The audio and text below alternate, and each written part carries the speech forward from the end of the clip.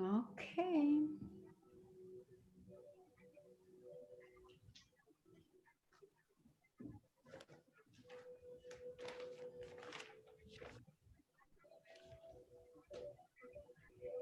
Okay.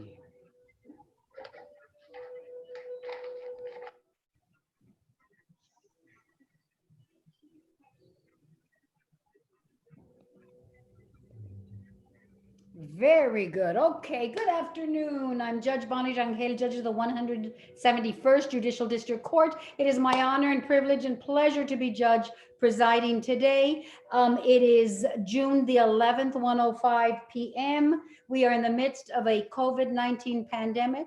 The Texas Supreme Court has allowed and issued an order allowing courts to hold hearings via Zoom and YouTube Live. The parties herein participating have agreed to participate via Zoom and YouTube Live and all its limitations. And if there's anyone out there that does not agree and does not wish to proceed, I want you to verbally object right now at this time.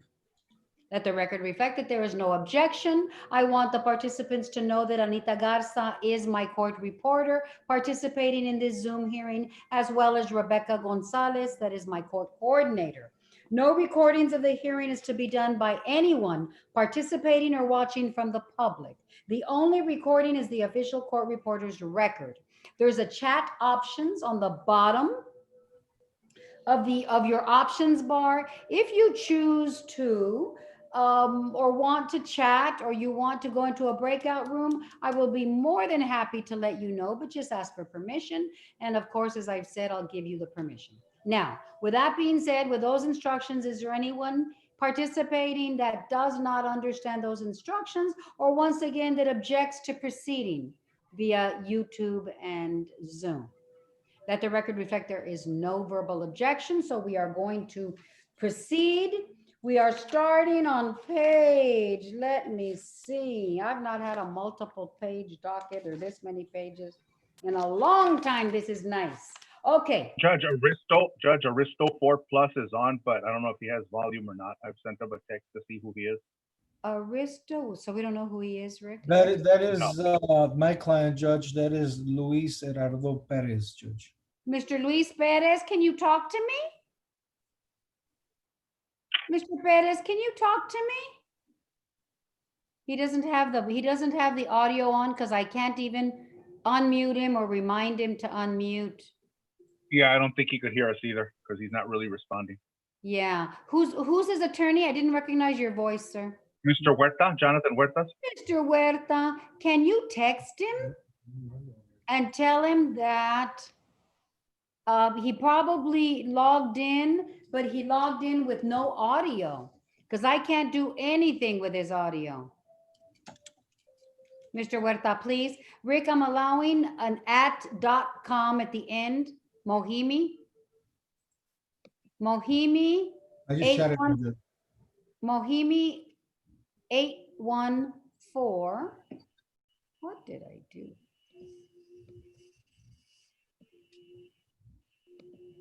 Who is Mohimi 814?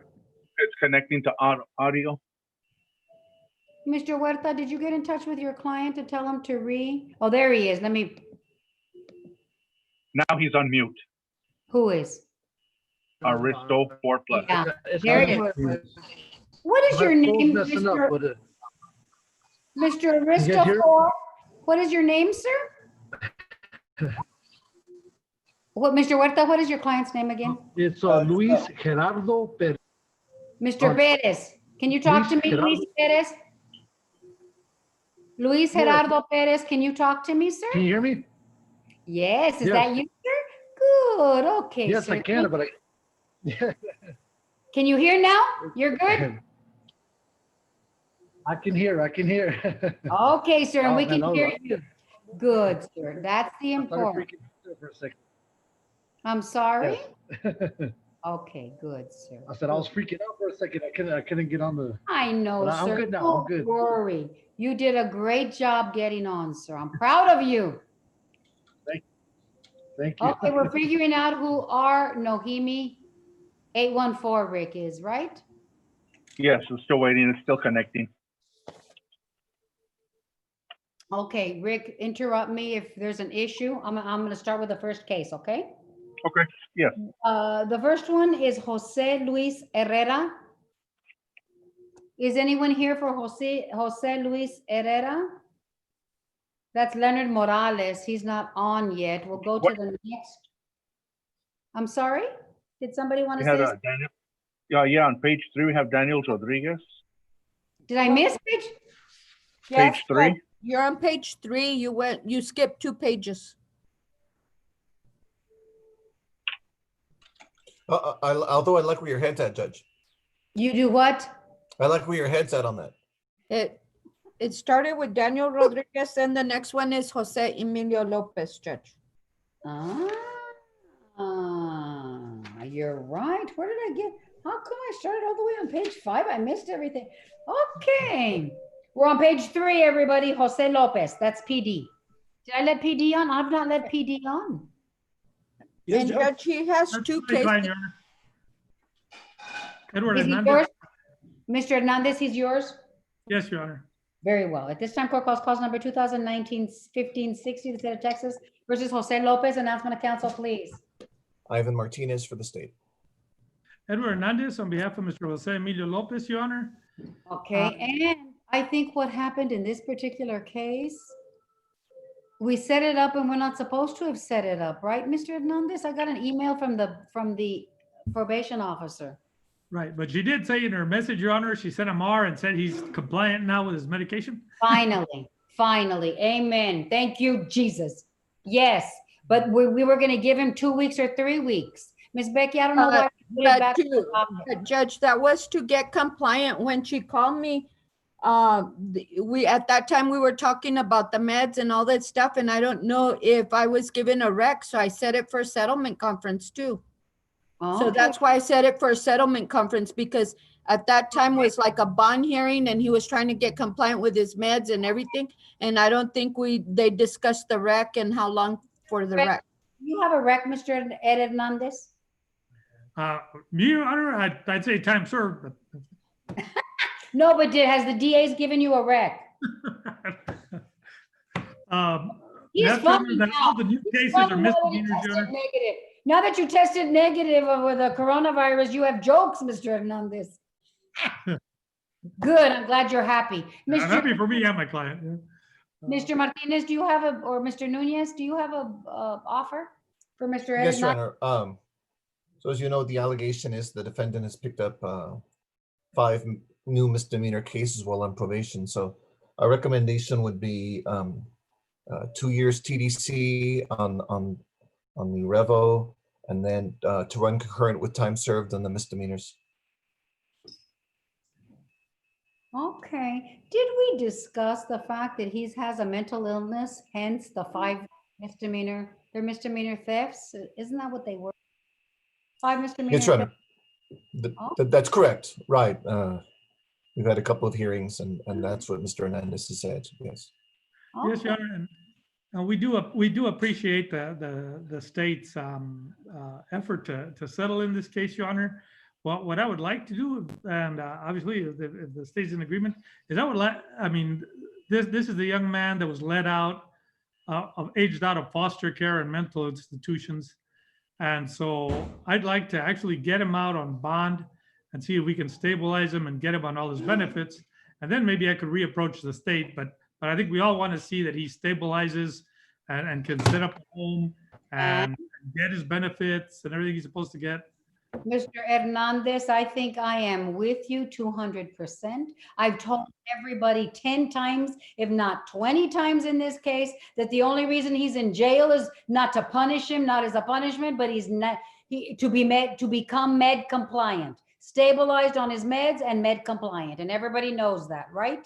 So let's hurry up and get him med compliant. Let's get him out in the streets, and let's hope to God he doesn't get arrested again. He's stable on his meds, and you can approach the DAs from a different perspective. Yes, Your Honor. And if I could know when the next hearing will be, Your Honor, then what I can do is go ahead and work with EHN to make sure the transition works smoothly this time. Did I say 2 weeks or 3 weeks last week? I think you said 3 weeks, Your Honor, but since you're already compliant, could we make it like next week? I know it's asking a lot. Right? Yeah. Next week's a holiday. Okay. That's good. why it was 3 weeks till June 26th. Okay. What we can do, this is what I can do for you, Mr. Hernandez. It's gonna put a smile on your face. Today is your day. You tested negative for coronavirus and you're getting Mr. Lopez out of jail. If I get that Mars report and he's compliant by next Friday, because that would have been week number 2. Yes, sir. And he's compliant by let's say next Thursday, because Friday is a holiday, right, Miss Becky? Next Friday? Yes, Yes. that's correct, Your Honor. Then all I have to do is see the Mars report and then release to streets. If I see 2 weeks and not one missed, Mr. Hernandez, he's got to be med compliant completely, okay? Yes, Your Honor. And now that I'm negative, I'll go to the jail and I'll talk to him ahead of time and work Amen. out. You better tell him. It means he could get out by next Friday. Yes, Your Honor. Yes, Your Honor. Okay, anything else, Mr. Hernandez? Your Honor, just to recall that this is the one also where CCR4 authorized you to give him Yes. PR bond on the misdemeanors as well. Yes, sir. I do recall this. And I recall this is the young man that found his sister and family, and that family is very important to him. So that's why I'm giving him the extra chance. Yes, I sir. remember the case. Yes, sir. Okay, Mr. Hernandez, Mr. Martinez, anything else? I think I have the Mars report. Can you confirm the name? I'm sorry? I believe I have the Mars report. No, we have it, Ms. Caro. We have it. The issue is I want it for next week. I want him to be med compliant. For next week. Got it. Yes, ma'am. Thursday. He sent it to us last night, I think. Okay. Right. Judge, Yes.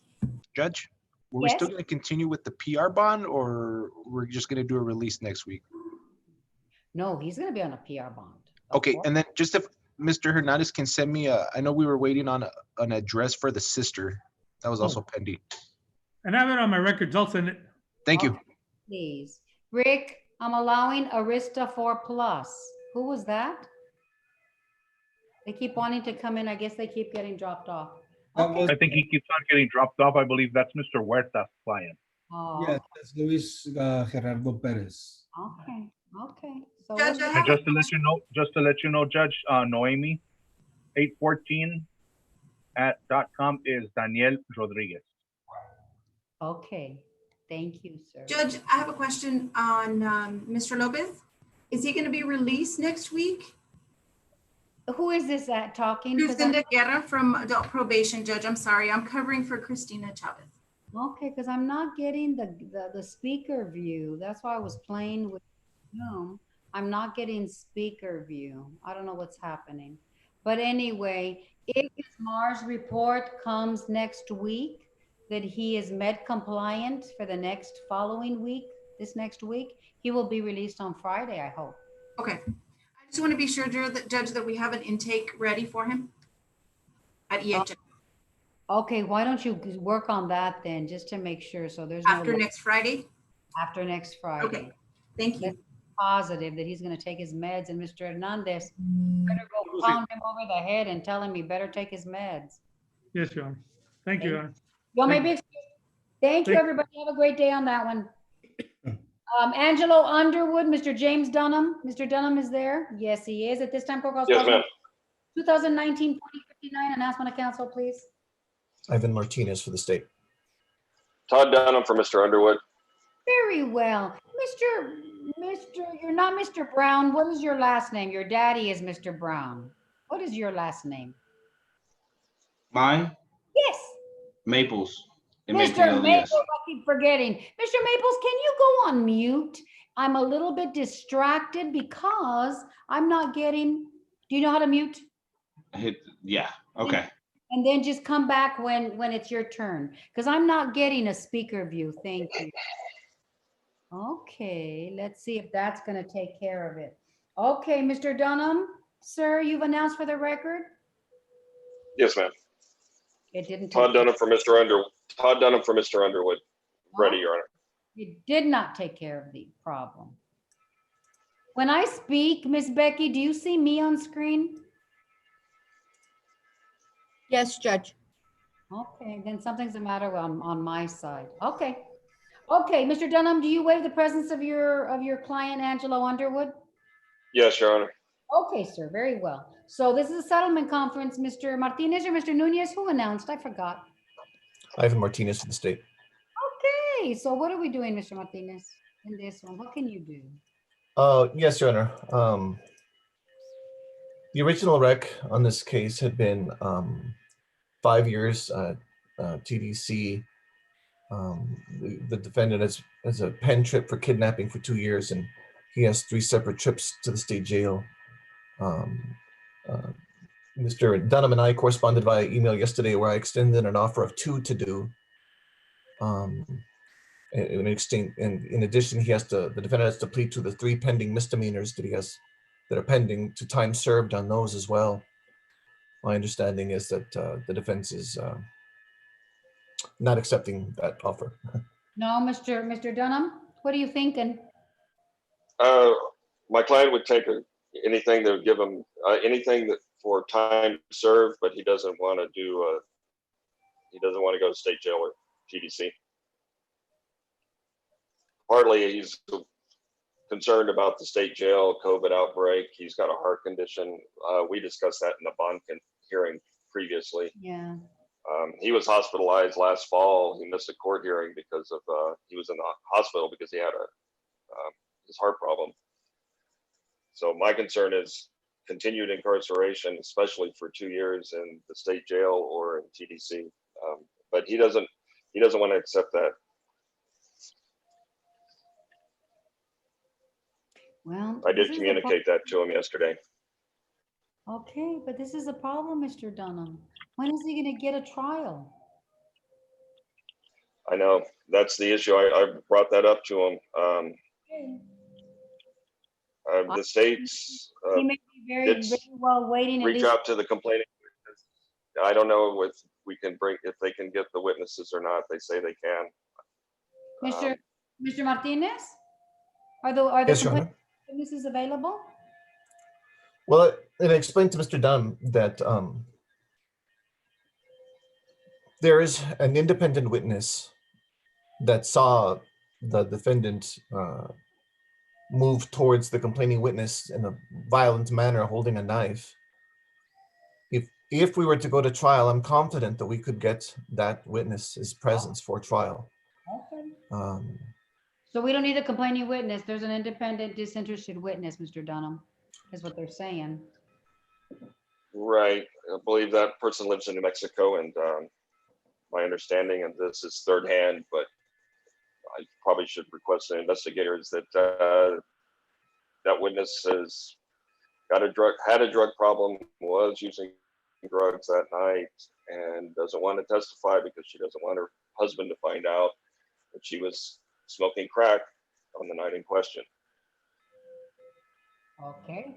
But again, this is third hand from the other witness, Mr. Underwood's wife. Okay, I get it. What third hand means now. Okay, let's do this.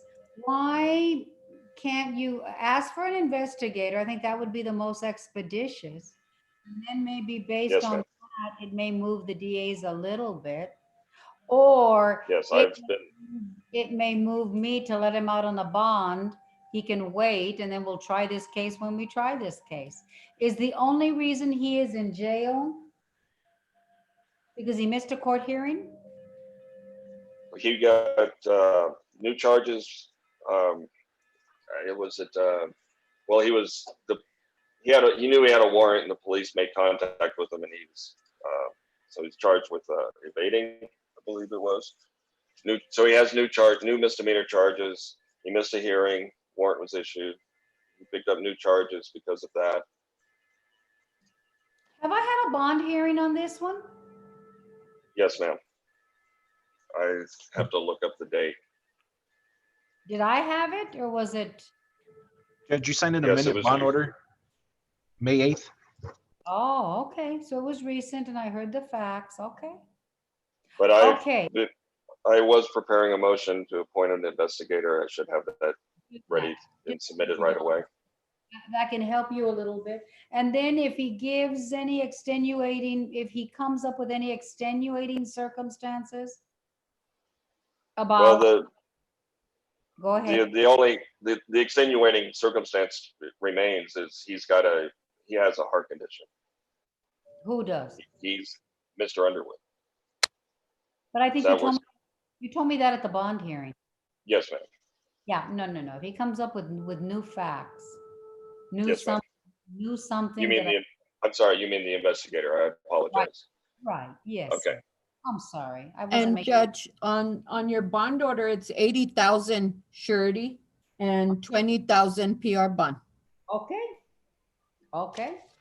There it is, and it was May 8th, and I took care of it.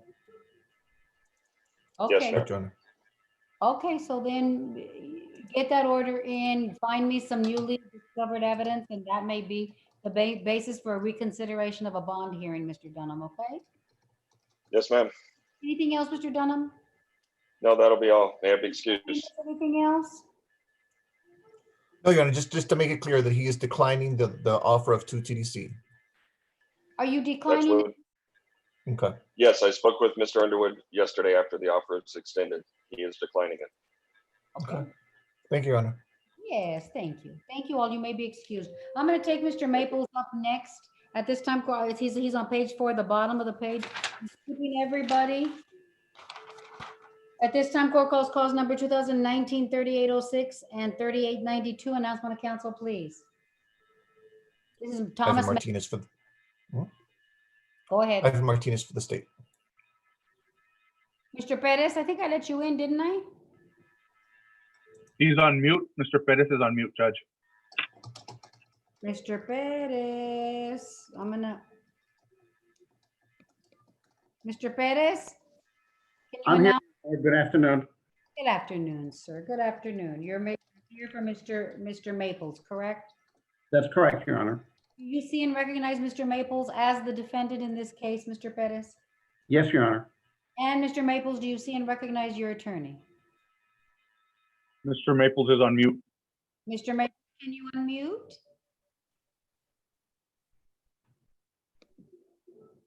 There you go. Speak to me. Speak Can you to hear me. me? Yes. Okay, cool. Can you recognize your attorney, Mr. Perez, on the screen? Yeah, he's right there. I see him. Very good. Okay. This is a settlement conference. Mr. Martinez, what are we looking at in this case? Mr.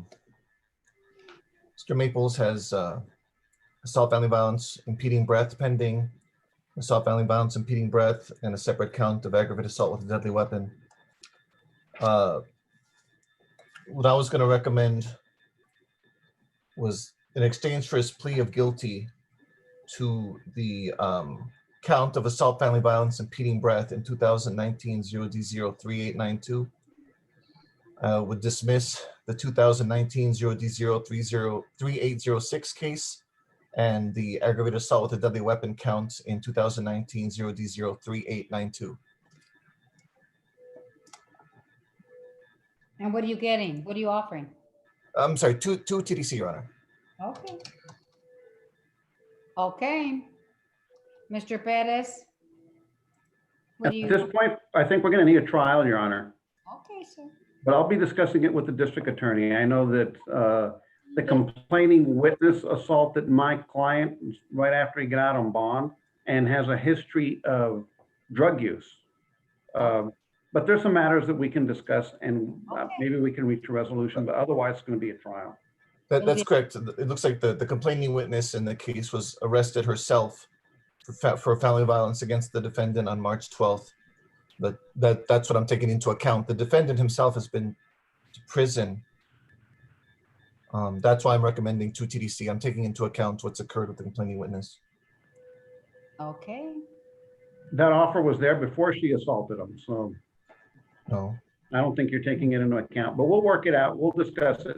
You But think- otherwise, it's going to be a trial, Your Honor. Mr. Perez, do you think we need to set it up for another settlement conference or not? Yes, Your Honor, down the line. My client now lives in Kansas City. He moved away. He doesn't want any problems with this woman, so he got out of Dodge. And so I hadn't spoken to him when we got the notice of the court hearing. I think it was on Monday. Okay. We sought him out, we found him and got him so he could get on Zoom, but we haven't really discussed the case in a while. You want me to give you 30 days, 45 days for a settlement conference? You tell me. Another I one. would think 45 days if we can, Your Honor. 45 days it is, settlement conference in 45 days. Mr. Maples, where are you? In Right Kansas? here. No, but where are you? In Kansas City or? Yes, I came back here and opened up a paint and body shop. Good for you. Yes, Good ma'am. for, is it going okay for you, even amid this? Well, only thing that we're getting is insurance claims, small fender blends, like no really all over. So it's like we got 6 or 7 cars in front of my shop that I'm paying for the lot space that are only $200 or $300 jobs, and it's constant round the clock work if I want to survive, and that's just to cover overhead. So it's like I don't know. Okay, so I well, might plummet. You never know what you can do until you take a risk, though. So it's like whatever. good for you. Good for you. Take that risk. Okay. Yeah. Stay safe. Stay safe. Stay in close communication with your attorney, please. And Yes, we'll set it ma'am. about 45 days, okay? Thank you. Thank Thank you, you. Your Honor. May we be excused? Absolutely. Thank you all so much. You all may be excused. Thank you, Your Honor. Brown. What was, yeah. To remove. There you go. I don't know what was going on, but I had it on speaker view and it was Mr. Brown that was the entire time. And that was a bit distracting. Okay, I'm going back. That's why I wanted to get him done. The next one is Robert Jameson, Robert Jameson, Public Defender. Who is that? That's mine, Judge. Very well. At this time, court calls cause number 2019-5148, State of Texas versus Robert Jameson. Announcement of council, please. Your Honor, it's Aaron Sutler for the state. Good. And Mr. Vasquez, you're present. Yes, Your Honor. Rene Vasquez for the defense. And do you waive your client's presence? Yes, Judge. He's in custody. Very good. Okay, thank you very much. Now, this is a settlement conference. What are we looking at, Mr. Setliff? We already have a judge. You have the settlement offer already? Yeah, I have the paperwork to have it signed, and we can set it for a plea, Judge. Ooh, all the paperwork is getting signed? Yes, I have it already. Setliff already gave it to me. We'll set it up probably next Friday, if that's okay. That'll give you time for the No, paperwork. next Friday's a holiday. Okay. And then I have to see how many people, because I already have the 26 full too, if he's at the annex. I might be having it full. So what, Mr. Vasquez? It's 2 years TDC, so it doesn't have to be right okay. away. Okay, we'll do it as soon as we can fit it in because he's in jail. Let's see where he's at. Okay, Mr. Vasquez, anything else? No, that's it, Judge. Mr. Setliff. That's all from me. Thank you, Judge. See you Well, you may be excused and be safe. Thank you. The next one is Gerardo. I'm sorry? Okay, Gerardo Perez is the next one. Jonathan Huerta. At this time, court calls cause number 2020-279, the state of Texas versus Gerardo Perez. Announcement of council, please. Ivan Martinez for the state. Your Honor, as always, a privilege to be Zooming with you, ready to go.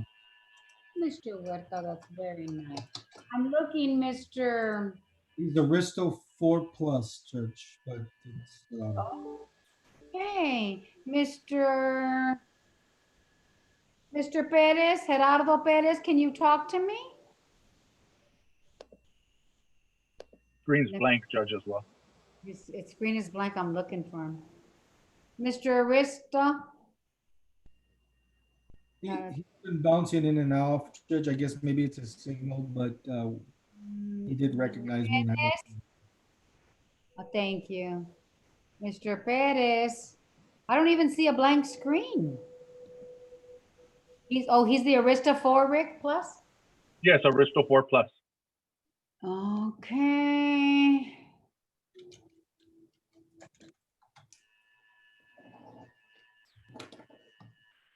I'm asking him to start the video. Let's see if he comes in.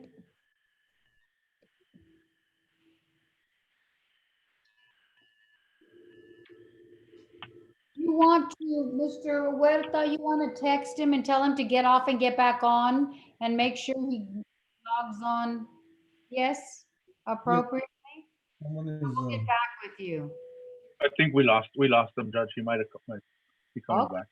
Okay, sir. Okay, we're gonna get to the next case, Hector Durwood. Ms. Lerma. At this time, court calls cause number 1072, Hector Durwood. Announcement of council, please. Evan Martinez to the state. Veronica Teresa Lerma, Your Honor, on behalf of Mr. Durwood. And are you waiving Mr. Durwood's presence, Ms. Lerma? Yes, Judge, he's currently incarcerated. Okay, very good. Okay, so what's the offer to settle in this case? Ms. Lerma, Recommendation is 2 TDC. it's 2 TDC. Okay, what are you thinking about that, Ms. Lerma? Is that reasonable?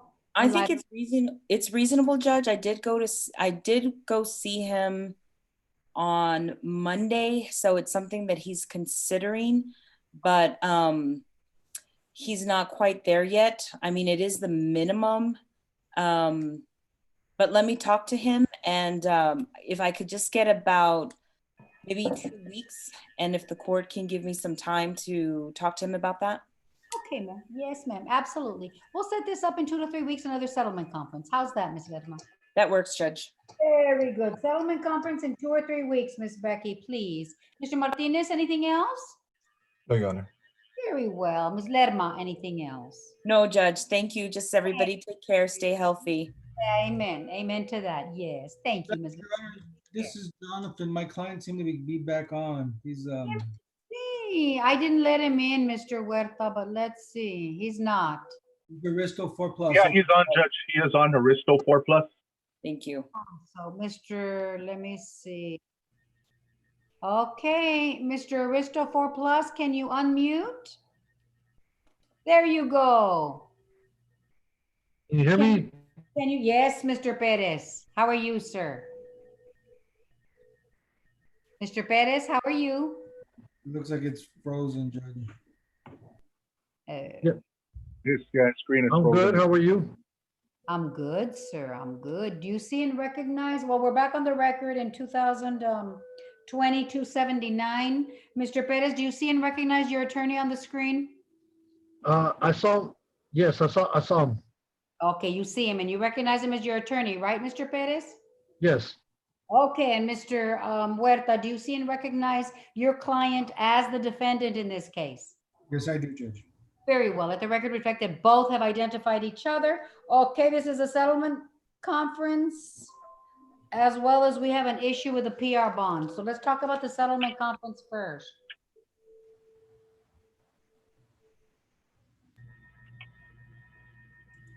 Hello, Mr. Martinez, what are we Oh, talking yes, Your about? Honor. Yes, I apologize. Yes, okay, so in this case, Mr. Perez is accused of possessing, I'm sorry, computer is a little bit slow. Anyway, so he's accused of possessing a 3rd-degree amount of Less than 4 grams, Judge. Right. So over 1 gram, but under 4 grams. And the state is willing to reduce this down to the lesser included offense of possession under 1 gram, state jail, 6 months in the state jail. The reason why I'm recommending that is because the defendant has a previous state jail trip. And in exchange for his plea of 6 months in state jail, in this case, we'll dismiss the misdemeanor possession of marijuana that's also pending. Demeanor. Okay, Mr. Huerta, what are you thinking about that offer? Judge, if I may have a very brief time, perhaps if I can be brought back in a week, Judge, or right before the holiday, I could have an answer. I just need to speak with my client. That's the first we've heard of the offer, Judge. Okay, sir, very well. You want some time to talk with your client? You've got it. You want 1 week, 2 weeks? You tell me, Mr. Huerta. 2 weeks, Judge, would suffice. 2 weeks. We're going to set this for a settlement conference in 2 weeks. Mr. Perez, Yes. I'm talking to you. There's an issue with your PR bond. Can you hear me? Mr. Perez, he looks like he froze again. Mr. Perez, can you hear me? Mr. Perez, can you hear me? Something about PR bond? Okay, sir. Okay. I can hear you right now. Okay, good, sir. They tried to get you by phone before today's hearing, and they couldn't make contact with you. Did you I had get a my phone stolen. I'm sorry? It's because I had my phone. My phone was stolen at Walmart. Okay. And so did you find it, or you are using somebody else's phone right No, now? I didn't. But I had insurance on. I had insurance on it, and they got it back. But the battery's overheating. Get back tomorrow. Is this the 'Cause I'm phone having we're talking about right now? problems with the phone right now.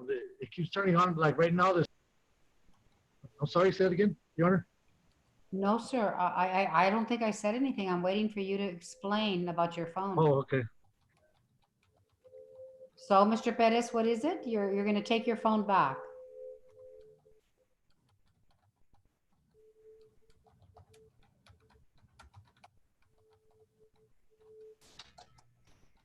Okay. I'm not going to waste any more time. Mr. Huerta, you're there with me, right? Judge. Mr. Huerta, I want you to tell your client that he needs to give him a good phone, working phone, and an email for PR bond. Absolutely, Judge. I'll do it right now. Now, the only other thing is, can I put him on my PR bond? I don't like the jail magistrate's PR bond.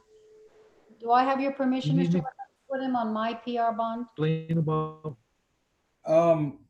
Judge, may I? Yeah, I have to. Judge, may I have the option to email you, Your Honor, tonight, just so that I can speak with him on the phone about this? If I may, Judge. If not, then I'll go with your. Okay, you want to talk to him about? He has no choice. I mean, I'm gonna put him on my PR. Judge, this is Sam. Yes. I'm sorry to interrupt. You did place him on your PR bond May 14th. Okay. It doesn't say it here. It says defendant is still on jail magistrate's conditions to report the day before court by phone. You put that he is to report 2 times monthly for UA, 24 hours notice, in person once a month. Okay. Rick, can you tell the jail magistrate on Luis Perez to update themselves with the PR bond that I issued on May the 8th, please, Rick? Because they're reporting he's still on the jail magistrate's bond. Okay, Mr. Huerta, you're stuck. He's on my bond. Okay, Judge, that's fine. That's fine. Okay, so it's going to be 2 weeks, Mr. Huerta, okay? Thank you, Your Honor. Thank you, sir. Becky, I'll send you notice and an invite. Okay, thank you. You may be excused. Yes, Judge, thank you. Pleasure. M. Payne, Payne. Who is that, Mr. Rick or Miss Becky? M. Payne. Okay, I'm gonna let him in. Rick, follow, please, whoever it is. Roberto. Yes. Roberto Martinez, which is Mr. Robin Norris, court calls cause number 2020-1246, the State of Texas versus Roberto Martinez. Announcement of counsel, please. Ivan Martinez for the state. Robin Norris for Mr. Martinez, Your Honor. We're ready. And do you waive Mr. Martinez's appearance for this hearing? Mr. Martinez is present here with me in my office. Hey, let me see Mr. Have a Martinez. look at you. Hi, Mr. Martinez. How are you? How you I'm doing? good, sir. How are you? All right. Thank you, sir. Thank you. you, ma'am. Okay. Okay. It's so raining over here, Judge. let me tell you, it's been raining over here too. Pretty bad. Oh, has it? I just noticed. Badly. Absolutely. The wind and the rain. We needed it, right, Mr. Norris, though? Absolutely. It's most welcome. I'm happy for that too. Okay. So, Mr. Martinez, give Mr. Norris an offer. This is the settlement conference. Give Mr. Norris an offer that he can't refuse. Judge, we had extended an offer of 5 TDC back on May 12th. Yeah. The defendant has 2 prior pen trips. He could be habitualized, but the allegation is he punched and bit a 13-year-old boy. So we think that 5 is more than fair. Okay, sir. Okay, well, I have a few things. The facts sound pretty bad. Punching a 13-year-old kid and biting him, Mr. Norris. And yet the facts are not really as bad as they seem when you put it that way. Let me just explain a little bit what is the case from reading the police reports and then Also, I've talked to everybody, not just my client, but I think all of the witnesses, including the 13-year-old boy who is the nephew of Mr. Martinez. Okay. This is an incident in which Mr. Martinez showed up at the home of his mother, where his sister and brother-in-law had been living. He had some issues with his brother-in-law about that and wanted to come in and confront him about those issues. He was a little angry, and his mother, the grandmother of the child, wanted to prevent him from speaking with his brother-in-law, but she let him into the house, and his brother-in-law and his sister were in their bedroom. The 13-year-old boy, his nephew, Adrian, Ruben Adrian Martinez, was also present with his grandmother there, and they both tried to talk Robert out of, confronting Victor, telling him it would be better not to. But he wanted to go and bang on the door and get Victor to come out so he could confront him. And when he went to do that, the grandmother tried to get in his way, and then the boy, even according to the police report, jumped on his back and started wrestling with him. Well, when he did that, Robert struggled with the boy, trying to get away, and twisted away and pushed him away. And it was claimed on the police reports that he punched the boy in the chest. The boy tells me he just really pushed him hard, pushed him down. And I continued to struggle with him. And I asked him about this bite supposedly on his leg, and he said it wasn't really a bite, that the police officers had misunderstood that. I spoke with him and his father, the defendant's brother, about that yesterday, and the boy was pretty clear about that. So not only is it the case from the police reports that the first aggressor in the confrontation was the boy and not Robert, and that the struggle that ensued was a matter of Robert trying to twist himself off of the boy or push the boy away from him. Even though it's a 13-year-old boy, it's still a defense. He was acting in defense of himself or trying to get away from the boy. But even so, the boy denies that he was punched in the chest. He says he was just pushed. And he says the police officers misunderstood about the bite, that he didn't bite him. The injury to his leg was something he had in soccer practice or something that day in school or whatever. It makes this a very difficult case for me, Your Honor, because as Ivan mentioned, he has, from his prior life, in the past, he has some pen trips before for DWI and retaliation. He's currently on probation in Monaghan's for his 3rd DWI. And yet he's not really guilty of this offense at all.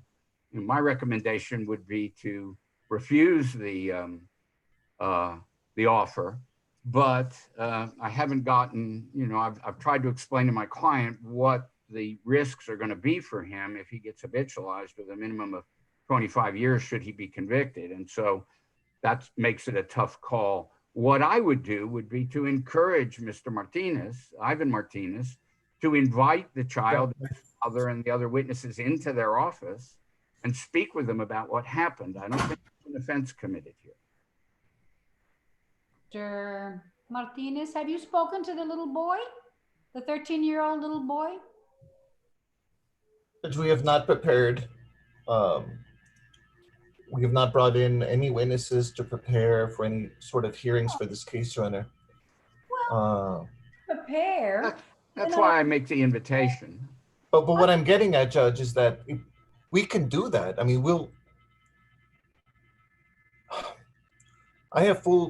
there's no doubt in my mind this offense did happen. There does appear to be a bite mark on the complaining witness's leg. Your picture? There Yes. is a picture, but it is not clearly a bite mark. The boy can explain this. If Martinez. I mean, this is not uncommon where the complaining witness says, "Oh my goodness, it's all a big misunderstanding." You see teeth on the skin? It's not uncommon, but these are the witnesses upon whom the state will have to rely at trial. So if they can pre-trial them or speak with them privately without attorneys around or anybody putting pressure on them, perhaps Mr. Martinez can satisfy himself one way or the other whether an offense actually did occur. Objection, not responsive. Are there actual teeth marks on the skin of the leg of this young man? The photograph. What I can do is I can send you the photo. Send me, Sure. Sure. They are not unambiguously a bite mark, and the child can explain it. It looks like a bite mark then, Mr. Norris? It doesn't look like a bite mark to me. It looks like an abrasion. Okay. Okay. But I wasn't there. I don't know what caused the injury. I know. At first blush, it sounds bad, but then it sounds like a big family chisme fight. It is, and nobody in the family wants this case to be prosecuted. Well, you know what, Mr. Martinez needs to realize he's got to stop making bad choices. That's grandma's house, probably. That's right. She wanted to allow him in, but she was saying, please don't go. Don't confront Victor. Don't confront Victor. Mr. right. Martinez needs to respect the owner of the house's wishes. I would say. That's absolutely true, Your Honor. There it is. Ms. Becky, you need to unmute. You have a smartphone? I mean, you need to mute. You have a cell phone? Oh, yeah. Where's it? In my truck. Hello, Miss Becky. I'm sorry, Judge. Yes. Need to unmute. Please. I mean, you need to mute. Thank you. Okay. Okay, Mr. And that's what you need to tell your client. When the owner of the house says, please don't, he's got to respect it. Yes, I agree with that, of course. Look at the trouble he gets into. Holy moly. So he's continually making bad choices, bad judgment calls. That's right, Your Honor. I'm just looking for some proportionality, here. Obviously, he has to correct some of that impolite behavior and not engage his family in ways where his mother tells him not to, Yep. But Okay. can't quarrel with that. But He needs to But I don't like people getting convicted for offenses they didn't commit. And I've been pretty careful to talk to the witnesses. They have technically committed them, but there's extenuating circumstances in my book. Technically, well, I don't know about the bite. I don't know about the bite. Yeah, but he was not the first aggressor in this scuffle with the child, and the child will explain that. Judge, the allegation is true. What he's saying is that the 13-year-old jumped on his back. The defendant is alleged to have thrown the 13-year-old on the ground. And then at some point, the 13-year-old tried to run away. The defendant chased him down and proceeded to bite him. That's what the report says. Right. I understand. That's what the allegation is. So, but I mean, I understand what Mr. Norris is saying. My goodness, it's all a big misunderstanding. The police completely misunderstood. They're making a big deal out of this thing. Nothing really happened. But the fact of the matter is, from looking at the case, it looks like that's exactly what happened. Well, it's exactly the way. Yeah, I'm not blaming the police, but police reports are sketchy, and sometimes when you start looking at the details more closely and speaking to the actual witnesses, the things don't always seem exactly the way they seem at first blush from reading the reports. So that's why it's always good for me, when I can, to go back and actually speak to the witnesses and try to ask them questions about what appears in the report. And if they tell me something different, to try to explain why it's different in the police report. Officers are under a lot of pressure to investigate, squabbles where they're uncomfortable doing it, and they have to write up reports, and they can't do it right on the spot. So they make some notes and they try to put it together back when they get to their desk. I'm not blaming the cops for this. It's just that reports are sketchy and they need to be fleshed out. Yeah, they can be sketchy. They can be in this particular case. I don't know. Well, all I'm asking is the part I don't believe, Mr. Martinez? What's that, Your Honor? I don't believe is that the kid ran away and then this defendant allegedly ran after the kid to bite his leg. That I don't believe.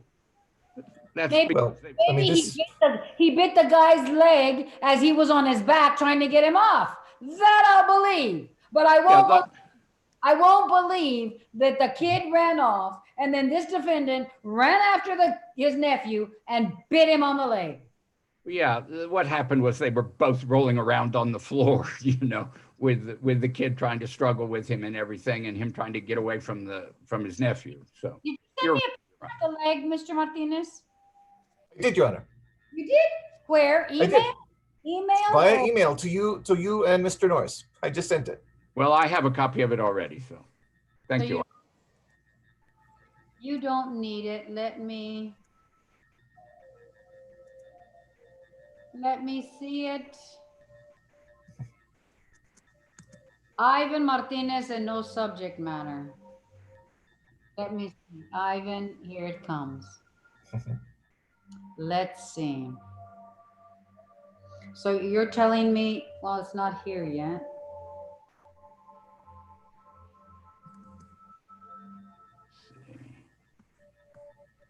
Well, does this have a Zoom? Yeah, it does.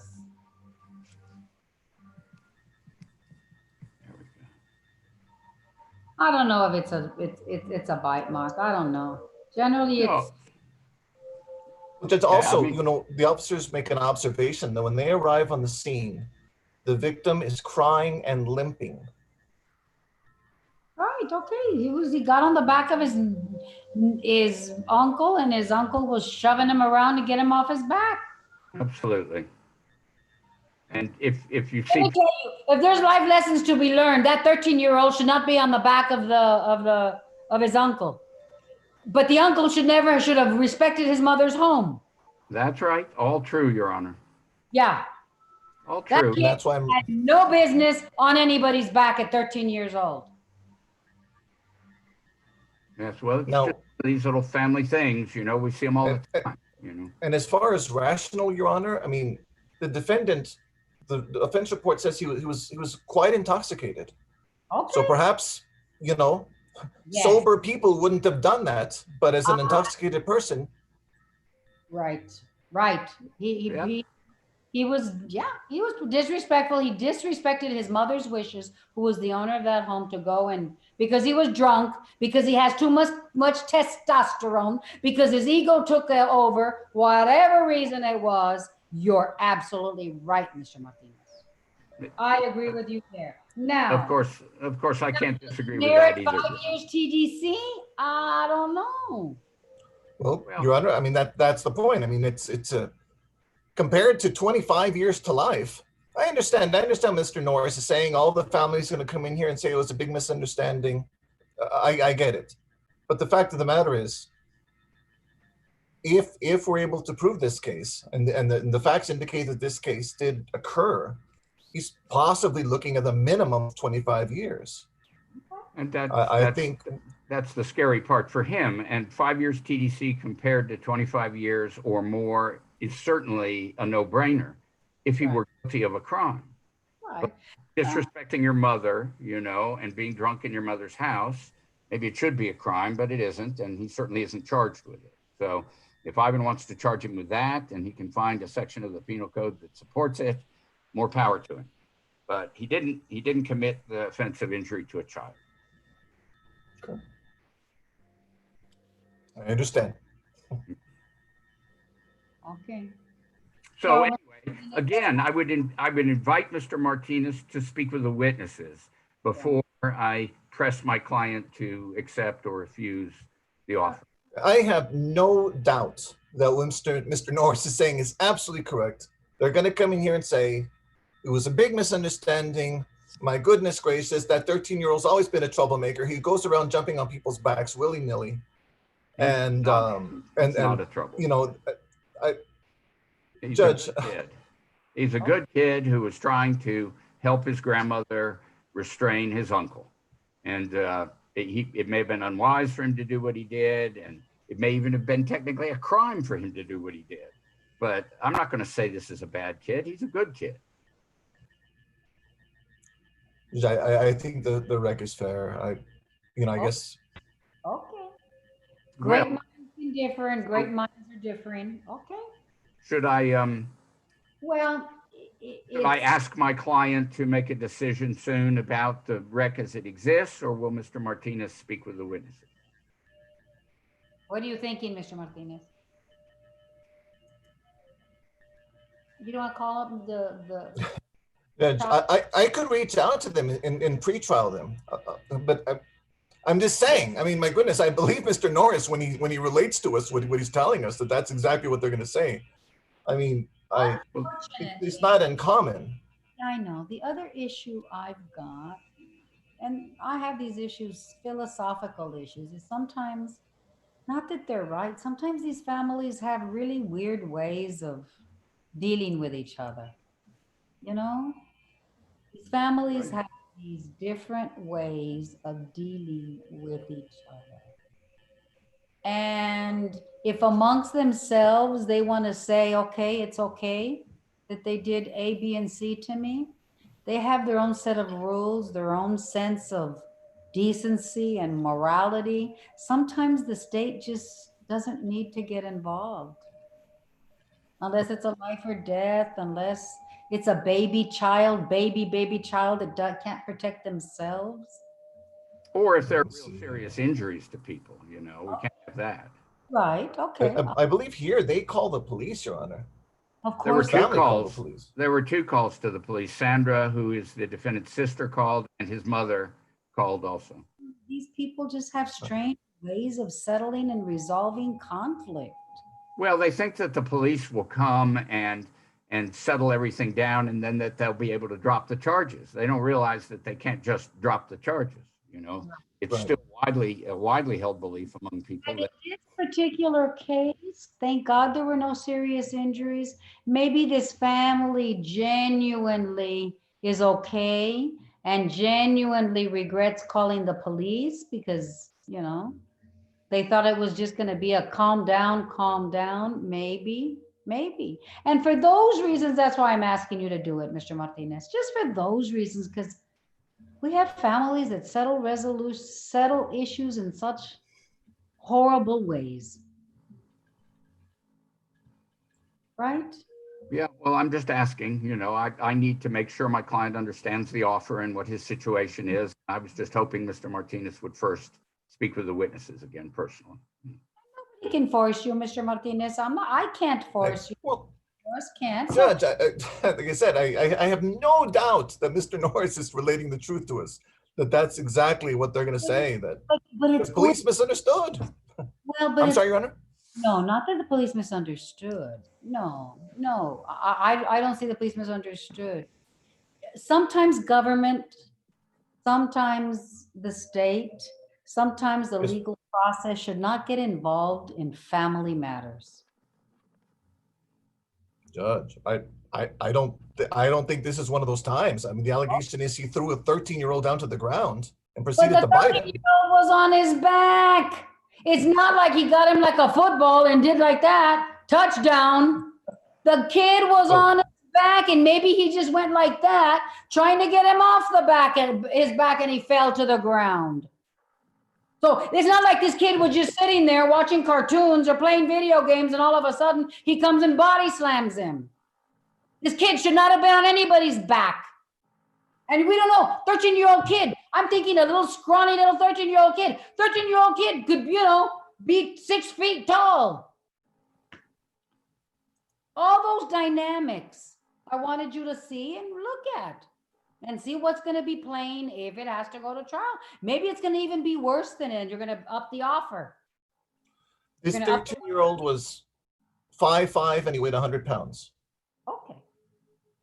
Yeah, He was pretty He was scrawny and skinny. Okay. Yep, wiry, we would say. Okay. The defendant is 5'10" and weighs 230. Okay. Judge, Okay, if you don't want to, Mr. Martinez, I'm not going to force you. You don't have to. Well, Judge, I just think, I don't know. I mean, I want to be reasonable. I understand what Mr. Norris is saying, but you know, these are the witnesses upon whom you will have to rely at trial. So whatever anybody thinks about this is the reality of the situation. Either we believe them, or you prove your own witnesses to be liars when they take the stand. I don't know what's the point of that. And the thing is, Your Honor, is that no, Mr. Norris is right. I mean, I'm sure the 13-year-old is going to say, no, the police misunderstood. I get it. But the fact of the matter is, according to the police report, the 13-year-old was excited and crying when they arrived in the scene. I'm sure he was. So as you know, whatever the 13-year-old would say in such a situation would be considered possibly, you know, depending on, you know, the court's ruling, possibly an excited utterance. so that the case could be proved that way as well, Your Honor. Well, and you can even impeach him with it if he testifies differently than the statement he gave to the police. I mean, I understand that both versions, if they are really different versions, can be put before the jury. Line, I'm getting kind of exhausted. Mr. Martinez, I'm getting exhausted. The bottom Yes, line ma'am. is, you're willing to speak with him or not? And you can say, no, I'm not. And okay, the offer stands. And then Mr. Norris has to go back. Or you're willing to talk to him, just, to do justice. I'll tell you what, Judge, I want to do the right thing here. I mean, I'll reach out to the complaining witnesses. But Okay, we appreciate. I just. But just let me know if it has any effect, and then we'll make a decision about whether to accept the offer or get on the trial docket. You want to have another settlement conference then? I'll give you time to call the witnesses, Mr. Martinez. Right. Let me see here, Your Judge. Let me see. What efforts?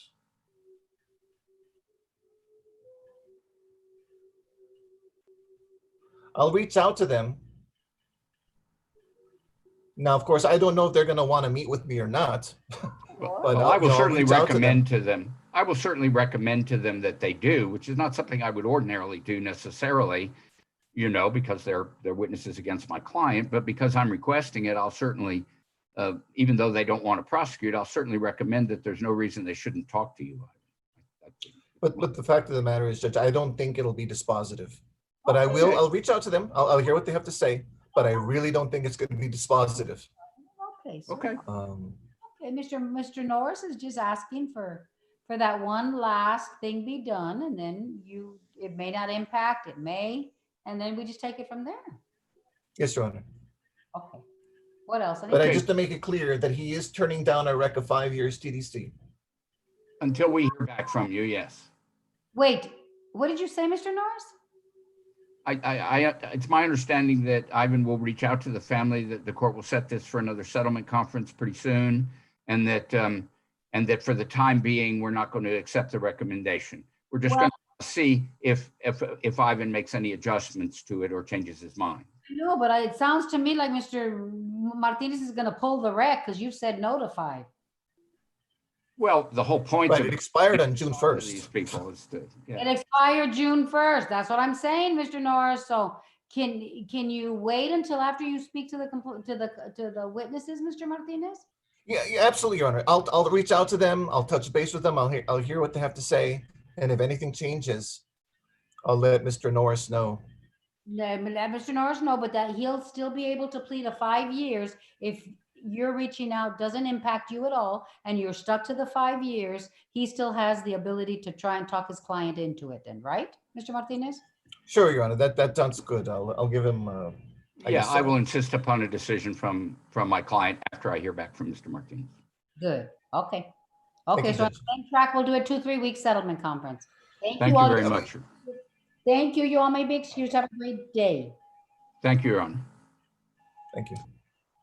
Now, the next one, I even lost my place. The next one is Jose Luis Herrera.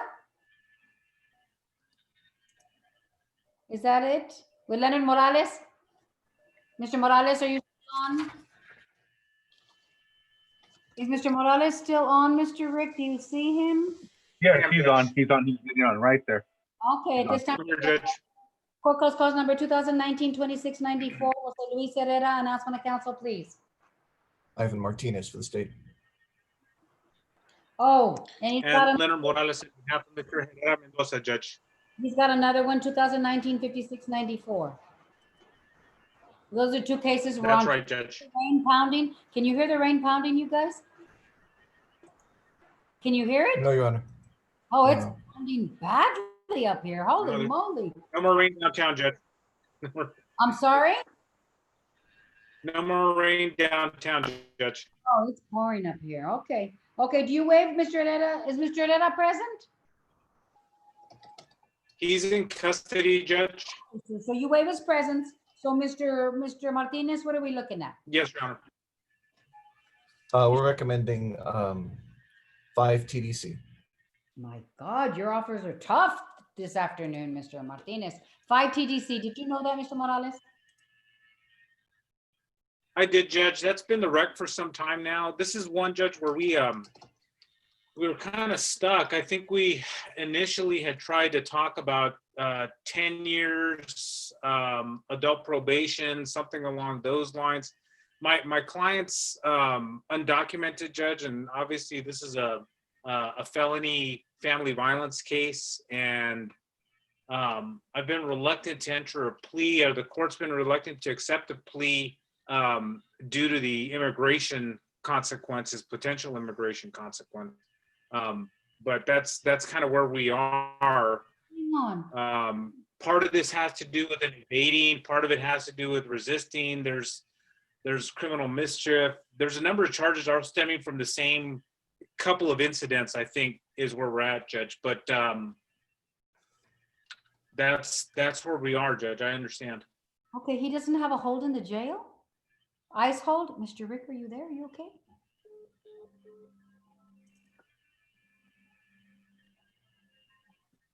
I thought he did, Judge, but I don't know if that's currently the case. See from your nose up to your cup of the head. Yes, Judge. He has an ICE detainer. He does have an ICE detainer, so he's gonna, well, okay. So he's not going anywhere, Mr. He's not going anywhere. Mr. Morales? I guess, Judge, what I had proposed to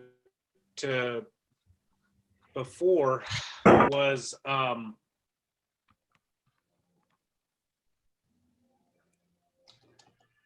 What's what?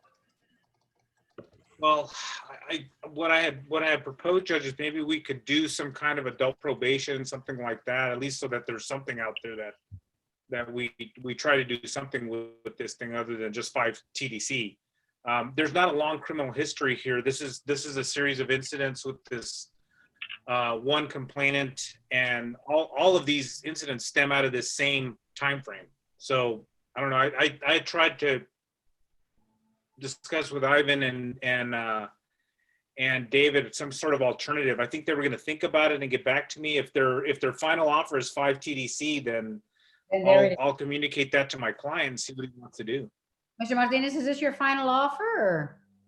Sorry, just my computer disconnected. If you could just give me a minute. No worries.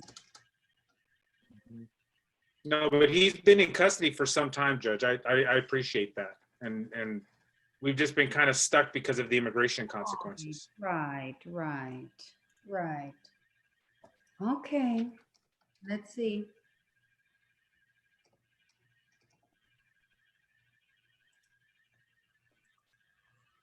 I think because it's raining over here, Mr. Martinez, and that's why you have bad. Let's see.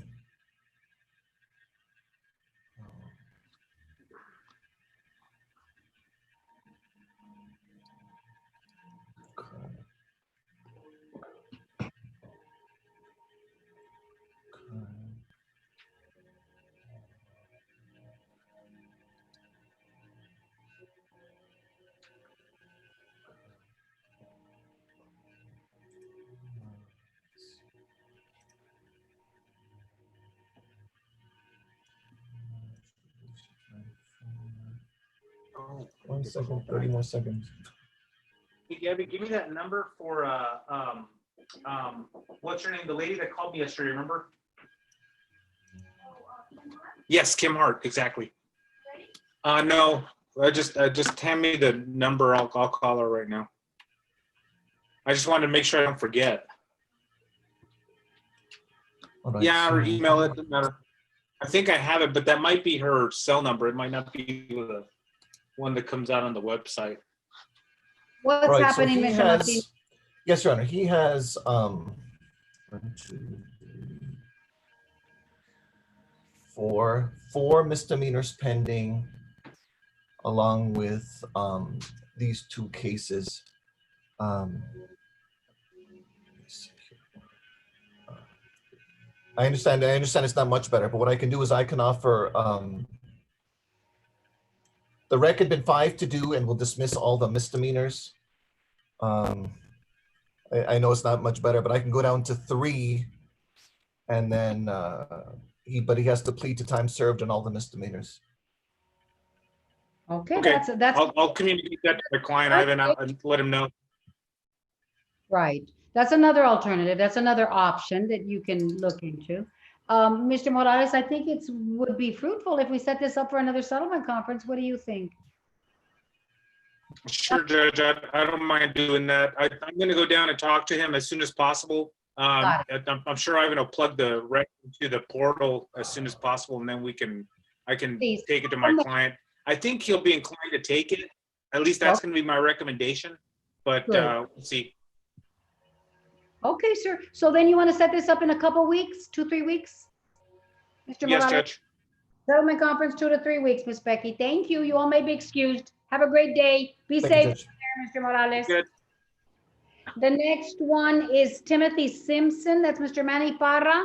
Manny Parra. That's correct, Judge. In and out. There you are, sir. Okay. Court cause number 2018-1496, 6091, and 2019-5925. Announcement of council, please. Ivan Martinez for the state. And Manuel Parra for Mr. Timothy Simpson, Your Honor. Okay, are we ready, Mr. Simpson's presence, Mr. Parra?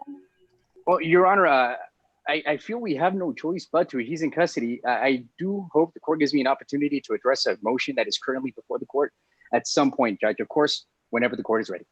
What motion? There's a motion that I filed for continuance pursuant to Article 29035 of the Code of Criminal Procedure, Your Honor, based on the fact that I received insufficient notice for this hearing. The code requires 3 days notice, Your Honor. I understand things are crazy right now, Judge, but I believe this may place the state and myself in a difficult position. I want to sincerely thank Mr. Martinez for getting on the ball as fast as he could as soon as we found out we had notice. I believe we both received notice of this 4 p.m. on the 9th, Judge. Okay. He made an offer yesterday that I have not been able to communicate to my inmate client, Judge. Okay. I was able to arrange a phone call for tomorrow morning, and any hearing after that day would. Got it. You want a continuance? You got it. Great, Judge. Okay. Thank Simple. you. Done. Motion to continue granted. We're going to set this up for, we'll set this up next week or the following. Thank you, Your Honor. Thank you, Judge. You may be excused. The next one is Mario Rodriguez, court cause number 2015-2468. This is Texas versus Mario Rodriguez. Announcement of council, please. Ivan Martinez for the state. Linda Pescado at probation, Your Honor. Mr. Mario Rodriguez. Good, okay. Oh, I think he has like 10 cases or 20 or 30. Then we're on the record in 2016, 4722, 2017, 3666, 2020, 0830. Announcement of council again. I'm sorry. There were all those cases. Ivan Martinez for the state. Thank Linda you. Pescado with adult probation, Your Honor. And Ms. Perez, you're there too. Linda Perez, Public Defender's Office, on behalf of Mr. Mario Rodriguez. He is currently an inmate, Your Honor. We waive his presence at this time. Thank you. Now let me ask another question. Ms. Perez, who's the attorney? Are you going to be handling this case, or was it Mr. Castañon? It's Mr. Castañon, Your Honor. Unfortunately, he is not able to attend today's docket because they do have a supervisor's training for employment law. So that's where he's at. There it is. There you have it. That's important too. Okay. Now I have a long history with Mr. Mario Rodriguez. Ms. Caro has a long history with Mr. Rodriguez. I don't know if Mr. Felix Castañon knows that. Did we have any hearings after Mr. Rodriguez was arrested? Did we have any hearings with Mr. Castañon, Ms. Caro? Do you remember? Your Honor, we did have a hearing. The last hearing that we had was after he was arrested, Your Honor. His arrest occurred on, let me get you the exact date, 2/7/2020. And we had a hearing on 2/20/2020 and 2/27/2020. Okay. So Castañon knows the history we have, and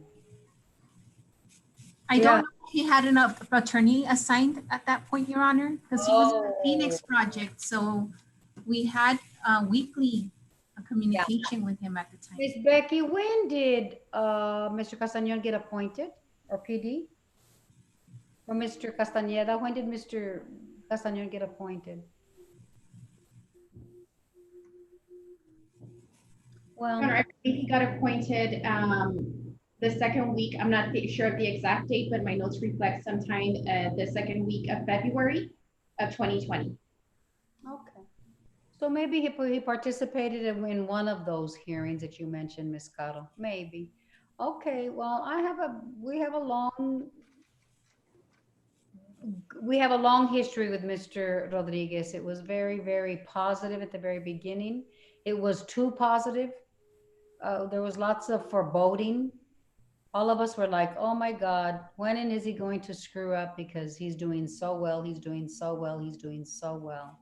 I think the biggest crime and the biggest disappointment to me with Mr. Rodriguez is the fact that he came back into that little boy, that young man's life, and now he's gone again.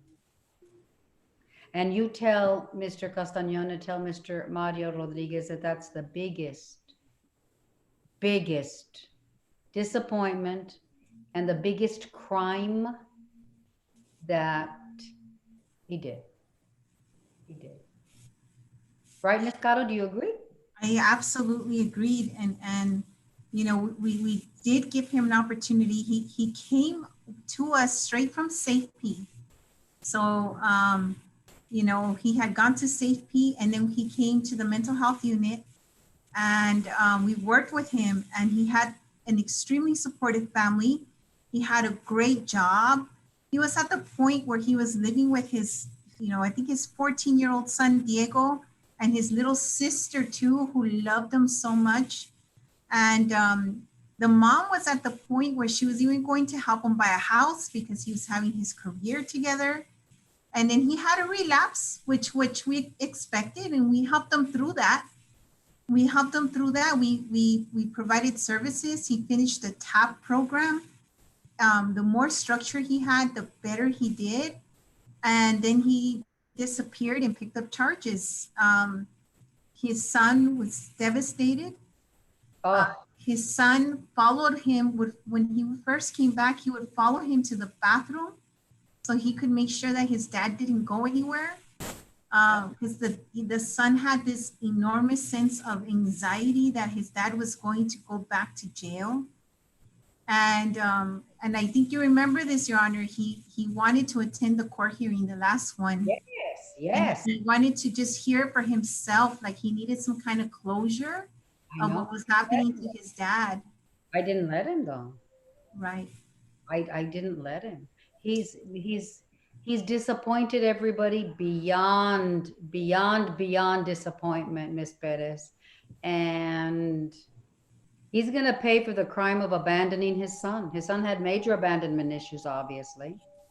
And then not only, and then he runs off with some chick that's a meth user, I think, right? It was the same chick he ran off with the very first time, right when we got him, Miss Caro, right? Right. So he runs off with her. And not only does he run off and probably use meth, get on a binge, but manufacturing delivery, convicted felon in possession of a firearm, and what else? Possession. Major offenses. Possession charges. You know, I can look the other way for relapses and work with him, but I can't when he gets charged with a first-degree felony, plus some other charges. So with all that being said, Ms. Perez, you've got to tell him that he's cooked, he's done. Your Honor, just for clarification, I know I read the police report in preparation for this hearing as far as his new charges, as far as felony possession of a weapon. My understanding is that the gun was found in the vehicle and the vehicle does not belong to our client. It belongs to a friend, and that is indicated in the police report where he did inform law enforcement. Okay, good. So he's got rid of one charges, but he still has a manufacturing delivery. Can he explain that one in the possession? Can he get out of those, do you think, Ms. Perez? As far as I know from what I recall, as far as the one of the drugs was found in his possession, I believe in one of the pockets of his jeans. And then the other, I don't know if it was a meth or the coke that was in his possession and the other was in the inside the vehicle. Okay. That doesn't soothe my heart. That doesn't give me hope. That doesn't make any impact. Because he ran off with some chick on a meth binge and abandoned his children. His child, really 2 children. His mother's taking care of a baby. That's his or not his, we don't even know. So there's an infant involved as well as the 13 or 15-year-old young man. And a sister that's about 10. And the sister who adores Cries him. and cries for him. Adores him. So does he have children? Is that what I'm hearing? I'm sorry? Does he have 3 children, Your Honor? Or is it just? He technically only has 1 child, and he has a 10-year-old sister that lives with him who's real close to him. But that baby. She's the one that said that every time he goes to jail, he breaks her heart. And he cried when he heard her say that. The youngest child is not biologically his child. They thought it was, but when they did the tests, it turned out not to be his, but the mom has custody of the youngest, and he's about 2. Mario's mother has custody. Correct. The grandmother has custody. The mother was a meth user, a topless dancer, or God knows what, and abandoned the baby. Correct. Yes. So he found another meth user, topless dancer, God knows what the heck it was, ran off, left his little boy, left his sister, left the young infant, and she didn't come back. Maybe she forgot what floor. Miss Becky. Oh. Okay. So DAs, Mr. Martinez, what are you offering? Well, just to be clear, Your Honor, as far as that the handgun in the case, the defendant was the sole person in the car, and the officers saw the defendant making movements underneath the driver's seat, and that's where the weapon was found. So there is evidence linking the defendant with the weapon, but that's besides the point. I just want to make that clear. The rec is 15 TDC for all the cases. I think that's too low. For what he did to those children, it should be 25 or 30 years, Miss Perez. For what he did to his children and his little sister. So you're being very generous, Mr. Martinez. Very generous. And I think what we can do is 15 TDC. Yes, Your Honor. He's got a manufacturing delivery. We can put this on the revocation track and have a revocation hearing.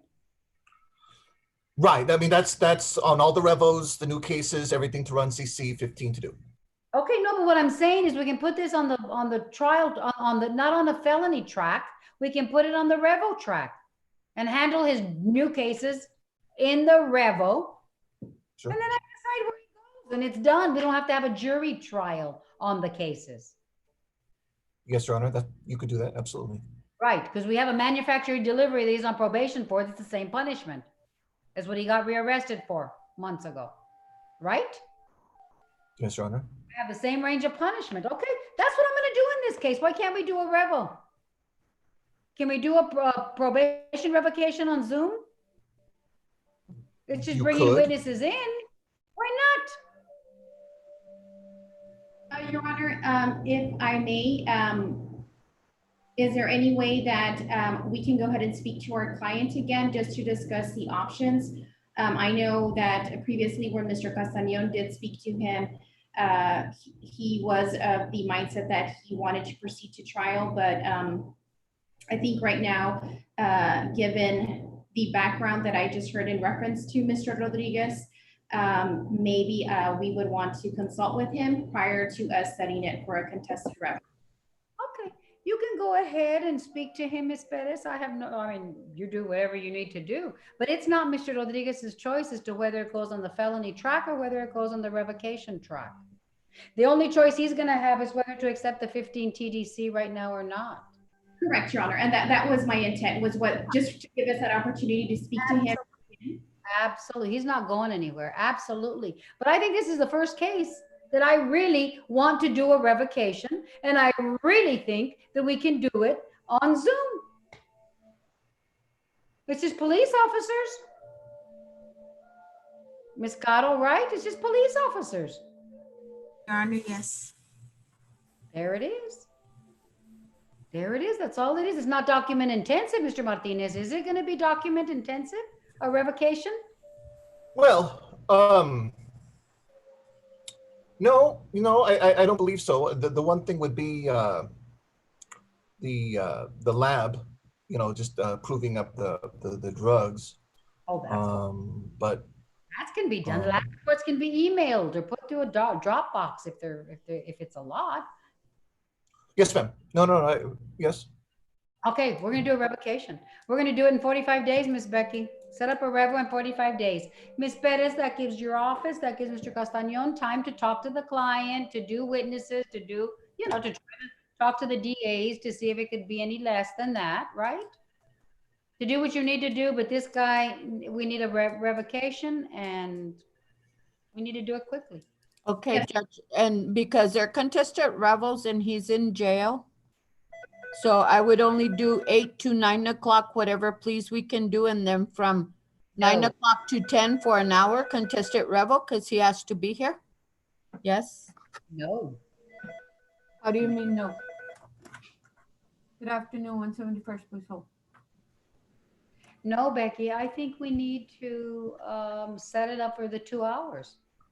Yes, Judge, but, okay, so don't do any pleas or anything on that date. Right, but I want the assurances from Mr. Castañon, Ms. Perez, so you better tell him, if I set it up for 2 hours, I'm giving up my 2 hours of jail, right? Where I could be doing pleas, etc. I'm giving that up, so it's going to be a contested revo. He's not gonna last minute Friday, 8 o'clock decide to plea. Okay, Ms. Perez? Right, Your Honor. So my concern is, I know that our office had expressed that we were not comfortable with proceeding with Zoom hearings as far as on any contested, whether it be a revo or even a jury trial. I do not believe that that's something that Mr. Castañon would want to proceed on a contested via Zoom. What's the basis of the objection from your office, Ms. Perez? Your Honor, just basically our concern with not being able to have a live hearing in reference to the ability to have the cross-examination of the witnesses, the direct examination of some of the witnesses. Also in reference to the lab report, we also would probably be objecting to that and would want to have the forensic scientist that tested the lab report also appear in person. Well, you can subpoena anybody you want via Zoom to participate if it's the expert that did the lab testing. Right. I don't know. I'm sorry? Crawford and confrontation issues in reference to appearing via Zoom. Okay. The Texas Supreme Court has already addressed that because we're in a pandemic. Zoom complies with Crawford confrontation issues. So that's not substantive in my book, because that's already been talked about as far as I'm concerned. And we were told there's no Crawford issues because we look at, you could cross-examine me right now, all you want. Okay. The only issue I've got that you've raised, Ms. Perez, is the issue, do you have the right to object? Right? Do you have the right to object? Do you have substantiation for that, Ms. Perez? Your Honor, just what I have expressed in reference to why we are objecting to the Zoom hearing. Okay. Okay. Well, I don't know. That's the only portion. I'll look into that. What I want you to do is this, because I'm ordering, okay, that this be a revocation here, contested matter on Zoom, okay? Okay. Yes, as long as we have file your motions with substantiation and all of that. I don't think there's going to be any substantiation or case log because, this pandemic is brand new, but present to me the issues, right? Yes, Your Honor. That you're objecting. I might have to honor that. That part, I don't know. Mr. Martinez, do you have any insight on this or not?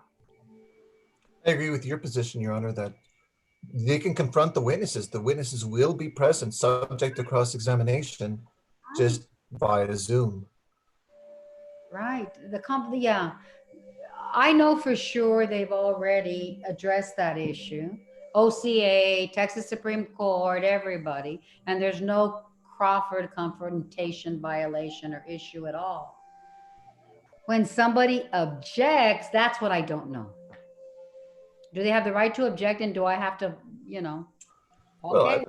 Well, I agree. I mean, of course, they can object, but I don't think there's, like you said, if it were to go up on appeal, I don't think that would be a proper basis for overturning.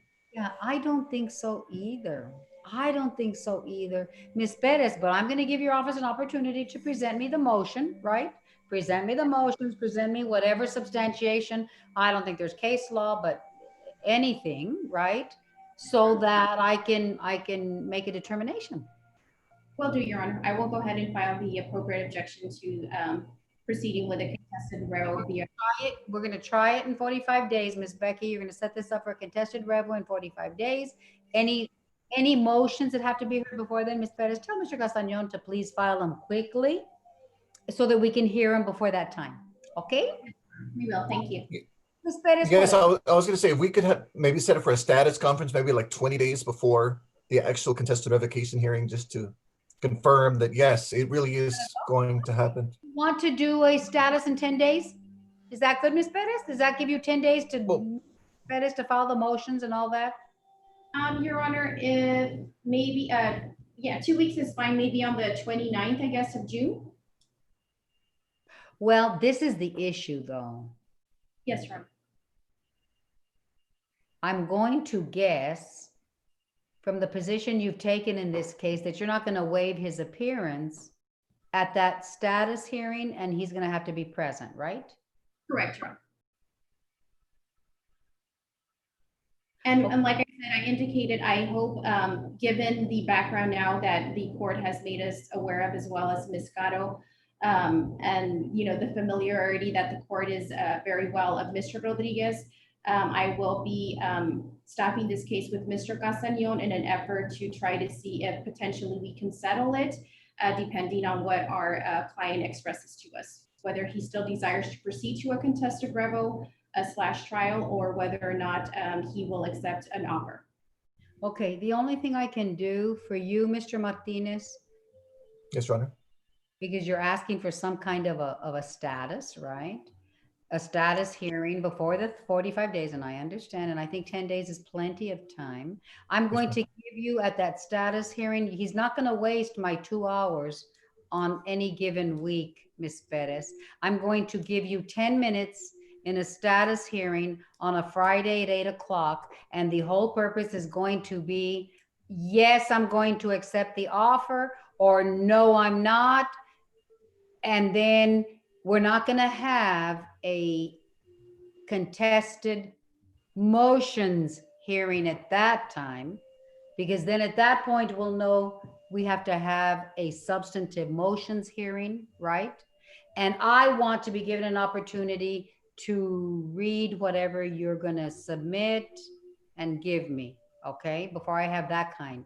So I'm going to give you 10 minutes in 2 weeks just to let us know yes or no. Are you okay with that, Mr. Martinez? Yes, Your Honor, that'll work. Yes, please. Yes. Got it. So we'll set it for the 29th, and I'm telling you again, 10 minutes, because I'm not going to waste any more of my jail time. All I get is 2 hours a week to access my people in jail, Ms. Perez. You understand that, right? You know that? All the judges, that's all we get. No, I understand, Your Honor. I just think that given the fact that the consequences of him proceeding on a contested revo or even into trial, given the current rec, and what the court has expressed that if it does proceed, you think that it's probably more probable that he get 25 to 30, which we will be communicating that to our client. I think it's best that he appear and it be placed on the record. I didn't say that. You misunderstood. I said I would give him, he deserves 25 to 30 years for what he did. But obviously I'm going with a wreck of the state. 15 years is fine. If he accepts it tomorrow, 15 years is fine. but he should be getting 25 to 30 years for abandoning his children once again. That's what. Okay. Okay, so we're gonna have a status in 2 weeks for 10 minutes, Miss Becky. You understood? Yes, Judge, but you said June 29th. It would be Friday, June 26th, and it would be at 8 o'clock. Yes. Right now, okay, and right now I don't have any 9:30s with interpreters, but it's at 8 o'clock. Got it. Your Honor, also, I don't think that we ever officially filed a violation notice. Mr. Martinez can double check on that, but would you like me to proceed with that, ma'am? Yes. Do we have a MTR on file, Mr. Castañeda? I'm not seeing any motions pending, no. I'll take care of it, Your Honor. Okay, do the VN, please, Caro. Do the VN, please, and then Mr. Martinez do the MTRs. Right. And I think those are straight probation. The most he can get on those is 10. So obviously where the 15 is for the ones where he can get 15. So the most he can get on the Revo, I think, is 10. Is 10? So Yeah, it's 10 years straight, I believe. Okay. Yes, both of them are 10, Your Honor. Okay. Okay. That's how we're gonna proceed with Mr. Rodriguez. So we know we have work to do. So let's do it. Thank you, Your Honor. May I be excused? Absolutely. Thank you, Ms. Caro. And again, welcome back. Ms. Perez, thank you for helping us out. Thank you. Thank you. Yes, ma'am. Yes, ma'am. The next one is Ricardo Hernandez. That's Mr. Estrada. Court calls cause number 2020-4515, 2018-0895. Announcement of council, please. Ivan Martinez for the state. Good afternoon, Judge. Jesus Soles on behalf of Mr. Estrada, representing Ricardo Hernandez. Oh, hang on a second. I didn't turn the page. Yeah, Judge, he has 2 more cases. 2019-4726 and 2019-4965. We're on the record on those cases as well. Okay. Give us a settlement offer, Mr. Martinez, please. Again, 15 TDC. Holy moly, this is not a good day for defendants in the 170. Well, are we talking about the same client? Did you choke? Did you choke on your saliva on that one? I almost did. I know, I saw that. Well, because I'm looking at a prior recommendation done in November 28th of 2018. And it shows 1 year state jail for all the state jails to run CC with a VPO felony. Am I missing something? What happened, Mr. Martinez? Explain to us. He picked up some new cases, Your Honor. He picked up what?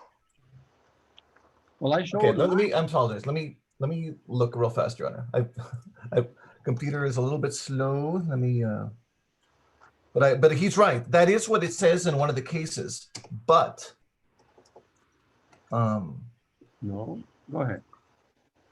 I believe what it was. I'm sorry.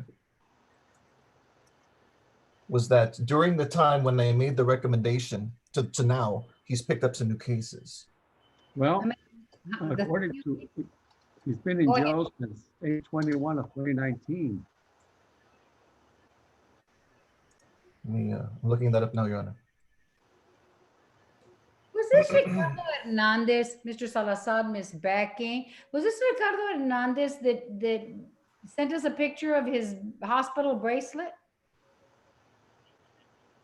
Oh, I don't know, Judge, but he's the one. I don't know if he's the dad or the son, and we had both of them in our court. Is that it? And then what Mr. Olivas was saying, that he was sitting in jail when they gave him that rec. What happened, Judge, is at that time too, it was a motion for psych eval, and it had gone up to the 384th District Court. So when these 2 cases came down, I had to transfer him to the 384th District Court. And then later, when they evaluated him and everything, then everything was brought back down to us. And he came up competent? Yes, Judge. Okay. Then I don't think that's this case. Yes, he is, Judge. I just looked at him. Yeah, he is, Judge. He's which case? He is the one that sent the pictures of the bracelet from the hospital. That's him, Ricardo. Yeah.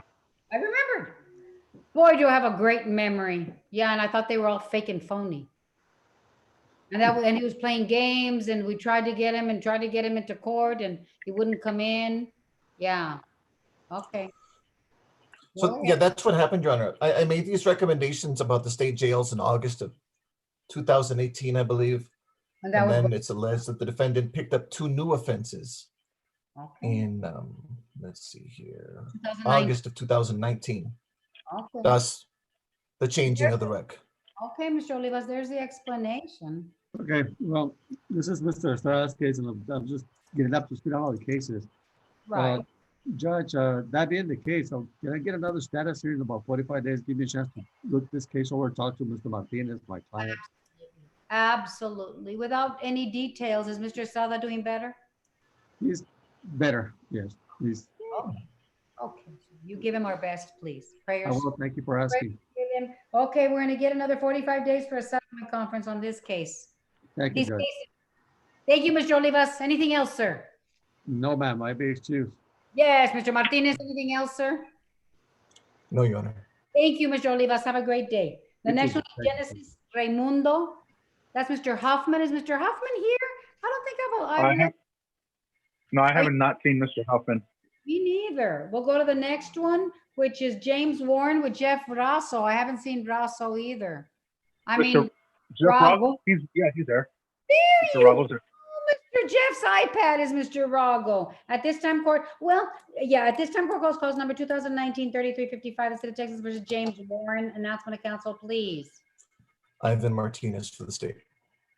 Jeff Rago for Mr. Warren. Good afternoon, Your Honor. Good afternoon. Good afternoon. Let me tell you, let's talk about the occupational license first. And that file, Ms. Becky, I don't have it here. Becky thought I Judge, brought it. Mr. Warren is here also. Oh, Mr. Warren, where are you, sir? Talk to me. I'm here, ma'am. How are you, Judge? Mr. Warren, I'm wonderful. How are you, sir? Oh, it's another blessed day. Thank you. Amen to that. Amen to that. Mr. Warren, do you see and recognize Mr. Rago as your attorney in this case? Yes, ma'am, I do. And Mr. Rago, do you see and recognize Mr. Warren as your client and as the defendant in this case? I know Mr. Warren, but I don't see him, Judge, for some reason. I don't have him up. Okay, you need to scroll at the top of you where you're at. Scroll with those little arrows. Mr. Warren, can you talk to me? Talk to me some more. Yes, ma'am, Judge. I see you. I see I see me too. There you up go. in the corner. Do you recognize Mr. Warren now? You see him? I don't. I guess mine doesn't have enough room on it, Judge. But I recognize his voice, so it's not. I have it on speaker. I have it on speaker view. So when he speaks, he should be the main one on the screen. He's not the main one. Check. As many participants as I can get, and I guess I'm maxed. I can see him now if I go back to it. I see him right now, Judge. You do? Okay, so let's Yes. both have recognized each other. Let's talk about the occupational license. The PR bond people screwed up. You know that they screwed up on all the forms. So I was in the process of correcting them and reviewing them. And then I don't know where the file went to. And then the pandemic happened, you guys. Oh, yeah. Like you said, they can't find the file at the courthouse. I'm saying, so I'm going to give it one more review here, and we're going to do it there. And if not, then I'm just going to have the PR people resubmit. Okay? Okay, Judge. That's what's happening on the occupational license. Okay. Now let's talk about the present case, the pending DWI. What's up with that one, Mr. Martinez? Your Honor, this is defendant is alleged to have committed a DWI third. The allegation is he rear-ended a motor vehicle, all the usual signs, proceeded to blow a .21. The DWIs are the previous ones are pretty old. They're from like 2000 and 1999, I believe. Our recommendation right now is 5 years, TDC probated for 5 years. It's the usual conditions. But right now, what we're saying is 100 hours of community service and a $500 fine. What I can do is if he takes the rec by July 1st, we can do 0 hours of community service and 0 fine. Well, Judge, I'll go over that with him. I have one problem. I'm going to need to talk to Ivan about it. I think under gets, we have a problem because I show unless my dates are wrong, I show the convictions of 88 and 98, which means this would be a first again. So my dates show the convictions further back than what they can enhance with. And since they were more than 10 years apart, they can't be used enhancement because the first one's more than 10 years back too. I've got to verify that, but I will go over that with my client. And I'm going to verify more. And Ivan, if you have anything showing a different date on convictions than I do, I'd love to see it. Mr. Ivan, tell us the dates of the previous convictions again. Yes, Your Honor, I'm pulling that up now. Let's see here.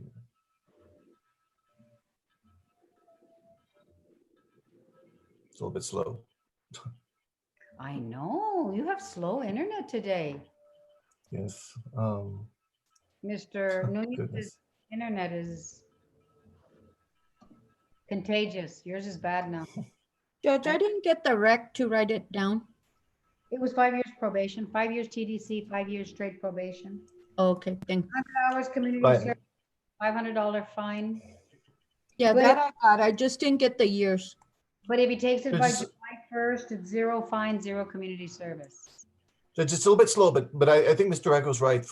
I was looking at the police report earlier. It seems to be from 1999 and 2000. Those are the previous DWIs.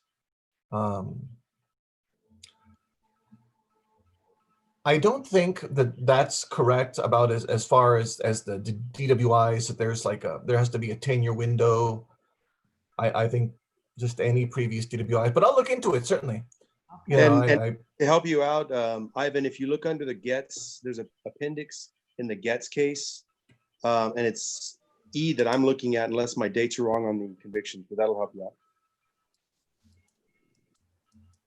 There you go. Certainly. If it's like a legal impossibility for him to be enhanced, then definitely I'll take a look at it. Absolutely. And we'll look at it again also, Judge. If we could get a status maybe before that July 1st date, well, yeah, we can do that. 26th, can we do that week before? Miss Becky, the week right before July 1st, let's set this up for another status. Okay. Becky will send you notice, Mr. Rago. Well, anything else? Mr. Rago? No, I don't think so. I was just making sure that, yeah, you're so in the week of the I guess it's the 27th to the 26th. Right. It'll be that Okay. week, Wednesday, Thursday, or Friday, because he's out of jail. So not Friday, Wednesday or Thursday of that week, sir. Okay? That's fine, Judge. Thank you. Great. Thank you. Anything else, Mr. Martinez? Oh, Your Honor. Thank you, Mr. Warren. It was a pleasure to see you. You have a great day, sir. Thank you. Thank you. Thank you. God bless you. Thank you. God Thank you. bless you. Thank you. The next one is Aurora Ray. That's Mr. Chacon. Court call number 2019-3678. Announcement of council, please. Ivan Martinez for the state. Honorable Judge Angel Fernando Chacon for the defendant, ready, Your Honor. Mr. Chacon, how are you doing today, Mr. Chacon? I'm doing great. You look fabulous, sir. Thank you, Judge. So do you. Thank you, sir. I got my hair finally done. This is post-pandemic look now. Ah. Looks better. Wow, I was worried because I could only see half of your face on the camera. You adjusted it. Oh my God. You know, Mr. Rick told me it's because Ivan has a green cobija.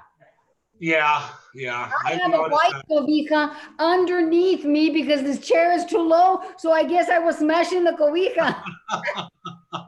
We all have cobija issues. I'm sorry. All right. Yes, Judge. But my bailiff is so awesome. He says, I can only see glasses. You better. Thank you, Rick. I appreciate you. Yeah. Thank you, Mr. Chacon. Okay. Judge, on this one, Yes, ma'am. Miss Aurora Ray showed up and then and she gave Rick the letter from Amigo Bail Bonds, and they just tell her about the date and the time of the hearing, and that says you must be on time, contact us immediately regarding your case. But they don't tell her that because of the COVID not to appear, and it's by Zoom, to contact her attorney or anything like that. She was here. Rick was asking her if she had her cell phone with her. She left it in the truck. She went to go pick it up. She came back. Then Rick was trying to tell her to get on Zoom to get the attorney to send her the invite and everything. And she took off. And she, Judge, I told her to take off. I called you, she called me yesterday and I Okay. told her that we were doing everything by Zoom and And that we had her, I was gonna waive her presence, everything. Okay. So she's on her way home right now. Okay, that's okay. And, That's okay. That's okay. So All you right, waive her appearance. So you waive her appearance today, Mr. yes, Judge, I do. Very good. Okay. Her appearance will be waived. Pobrecita, she had to make a trip down to the courthouse. Okay. What is the settlement offer in this case? Judge, the last time we had this case, they were supposed to do like, call them in for a jury trial to see if the complaining witness would come in. And I think the coronavirus came in and interrupted all that. But we're gonna plead not guilty, Judge. We're the ones that were beaten up and pushed around. And this guy's got a lot of, the complaining witness has got a lot of criminal acts and assaults himself. Mr. Martinez, what do you have to say about that?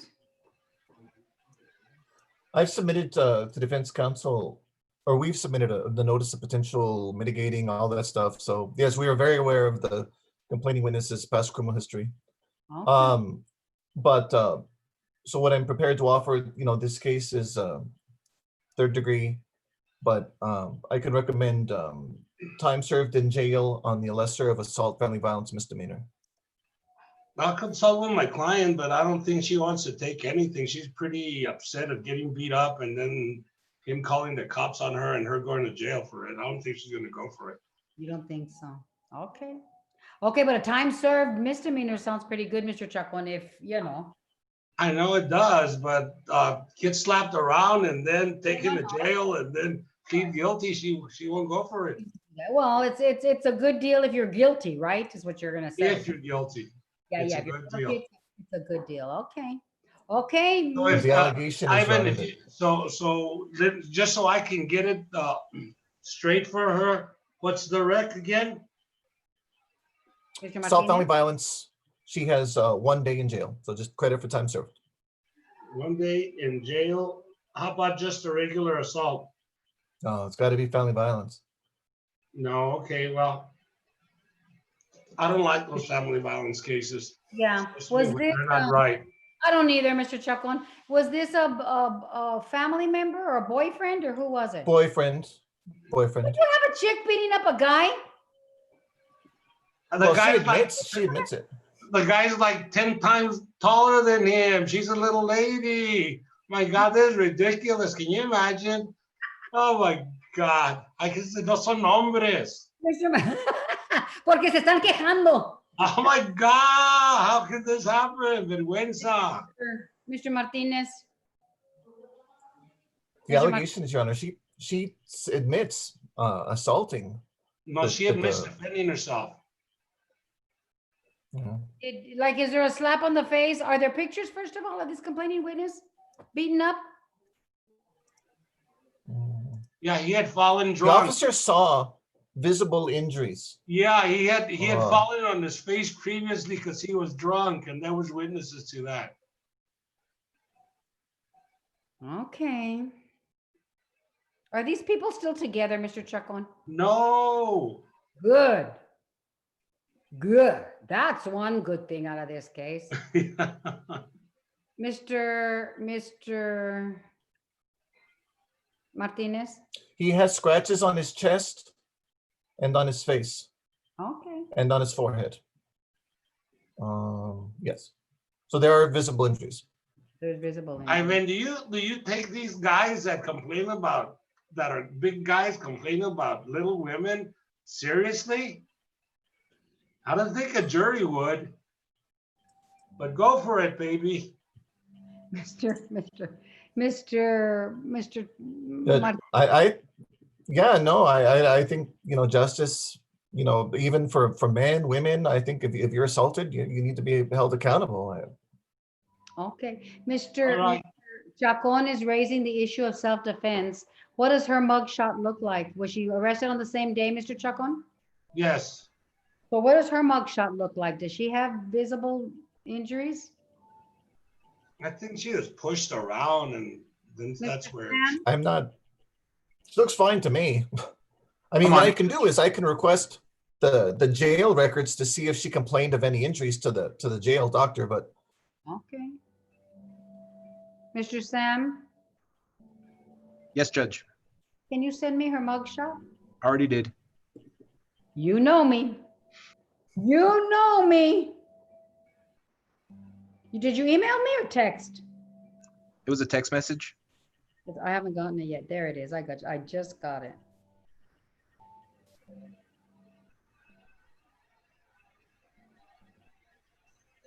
Yeah, she looks okay, Mr. Yeah, there's no visible injuries at all, Mr. Chacon. So Yeah, well, she didn't claim that that she was punched in the face. She was pushed around, and she defended herself. But the guy fell down because he was drunk. okay. Did this happen at the A few house? days ago. No, his injuries are from a few days ago. They're not from that same day. Okay. I don't know, Judge. These look pretty fresh to me. I Now- can send you I can send you. They look. These do not look like from a couple of days before. Okay, send it to me by email and send it to Mr. Yes, Your Honor. Mr. Chacon. Let me, I had another question. I forgot it.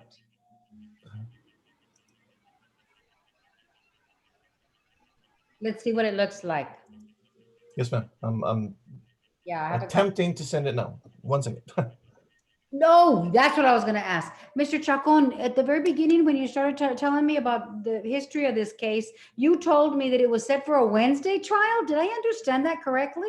Yes, you had it set for a Wednesday trial, so that let me see. I got out of Zoom. I don't know how to get back in. Well, you're still here. You're still here. I can. Yes.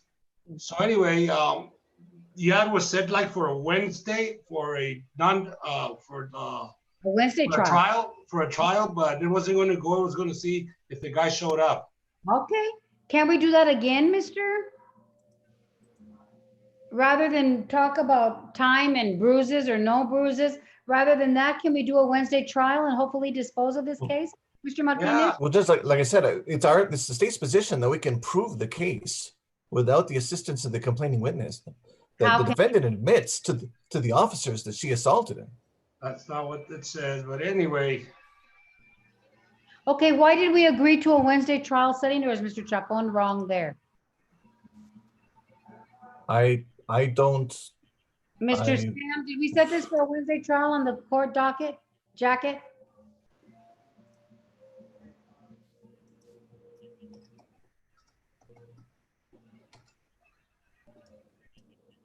Did you get your Zoom back, Mr. Chacon? I can't see you guys. Oh my God, but we're here. And we can. I was trying to see the picture, but let me see. I'm like. Okay, is it okay if I just send it to the judge? You, Mr. Chacon, you have a. Send it to him. I've got all that stuff here myself on the portal. So this is ostensibly a picture of his injuries from that time. I've just sent it to you, Judge. I emailed it to you, rather. I got it. I got it. There it is. Okay.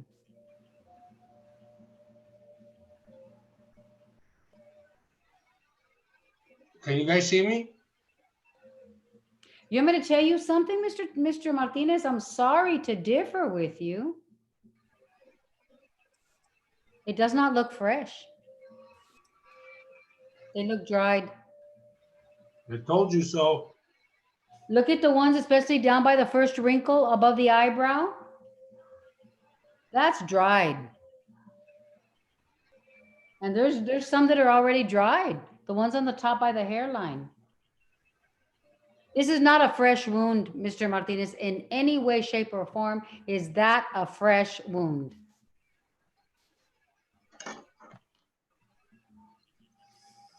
Judge, It's not a fresh wound. You see dried blood? The blood is dried. The one on the bottom is almost healing. The one above the eyebrow, right on the wrinkle. Judge, okay.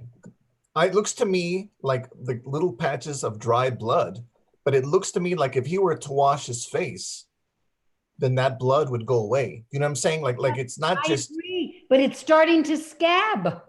That makes it not fresh. Those are scabs. Dried blood is scab. Yes. It didn't happen on the date that allegedly she, on the date that this Judge, happened. This picture is not taken on the date that this injury happened. That's what I'm saying. Maybe she did this 3 days before or 4 days, and then she pissed him off and he's decided to file charges against her for this. These are not fresh. Dried red blood does not equal fresh. Should be raw, red, open, oozing, ugly. These are dried old scars. These are dried old scars, number one. At least 2-3 days old, at least. At least. Can I send you another one, Judge? Yes.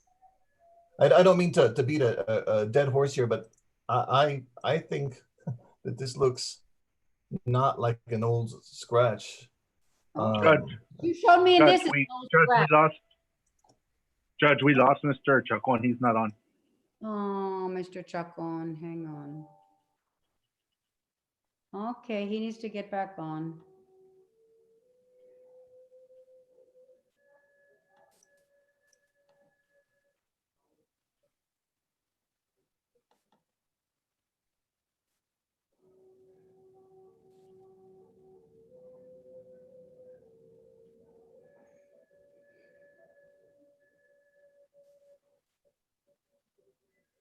Well,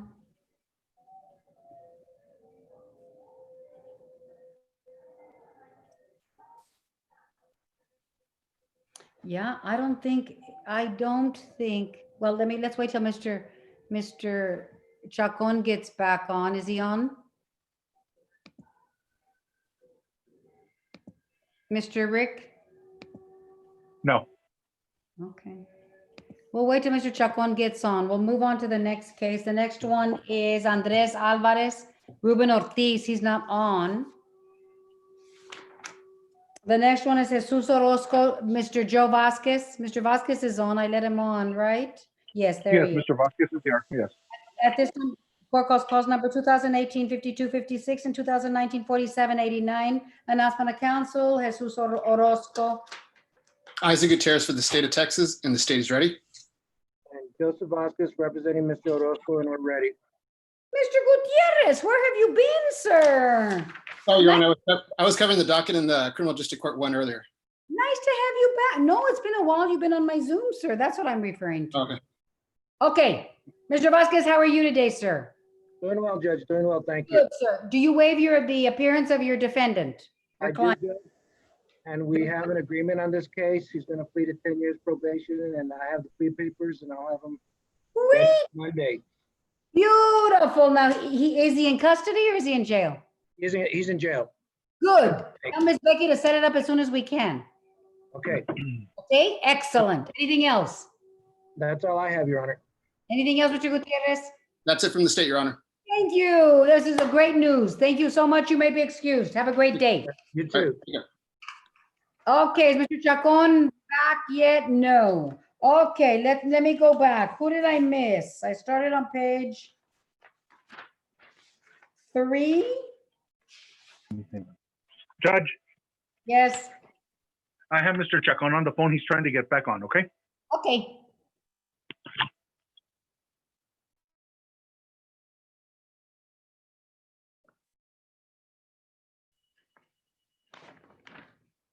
Miss Becky, did I do Daniel Rodriguez on page 3?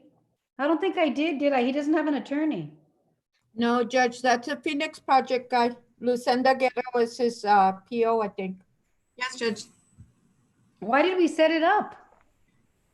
Judge, this is the one you wanted set right away because you were going to talk to him after speaking with the parent, and then we didn't have a chance till now. I wanted to talk to him. Yes. He's not on? Is that him right there? No. Is he Galaxy Tab A and A8? Who are you, sir?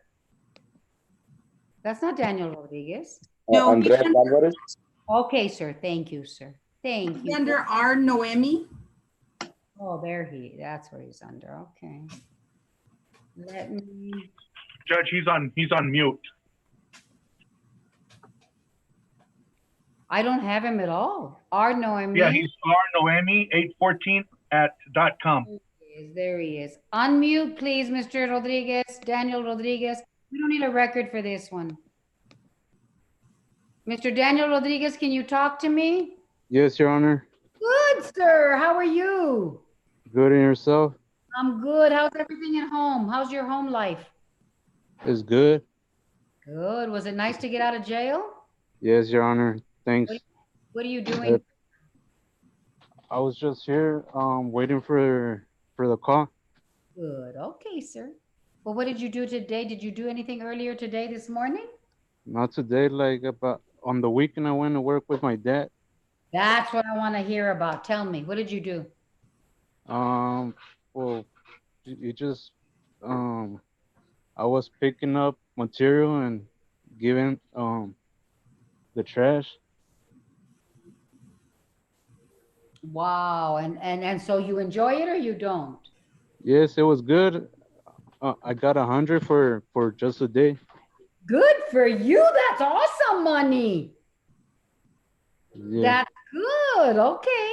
So things are good at home with you and your mom and your dad? Yes, sir. Things got better here.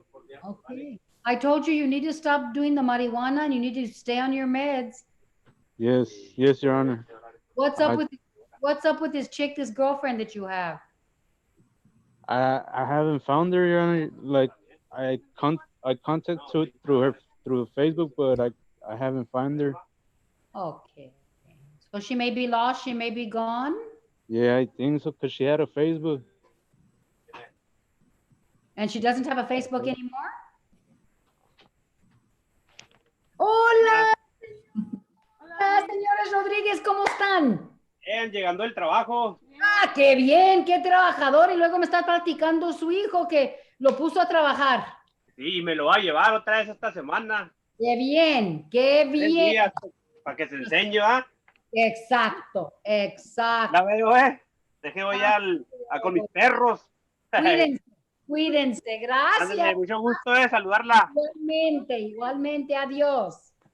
Okay, darling, so you lost your girlfriend, Mr. Rodriguez, right? Yes, I couldn't find her no more. Okay, well, I'm sad for you, but that's okay. Girlfriends sometimes get you in trouble. Right, Yeah. Mr. Chacon? Very true. Very true. There, listen to somebody, a male, wise, older than you, Mr. Rodriguez, okay? So maybe it's best you don't have a girlfriend. I'm sad. Yes, yeah. I'm sad because you were happy. You were, Okay. but you know, there'll be another one, sir, but at the right time, okay? Right now, you have to focus on your mental health right now and focus on making a good family life with your family. Okay, Mr. Thank you. Rodriguez, Thank that's you, what Your you Honor. focus on. Making a good family life with your mom and your dad. Yes, Your Honor. Okay. So tell me what else is going on. Do you need anything else from us? Do you need anything? No, I got the medication when I got out. I went to a pharmacy. Okay. Yeah. Good. Good. Ms. Guerra, anything to report about Mr. Rodriguez?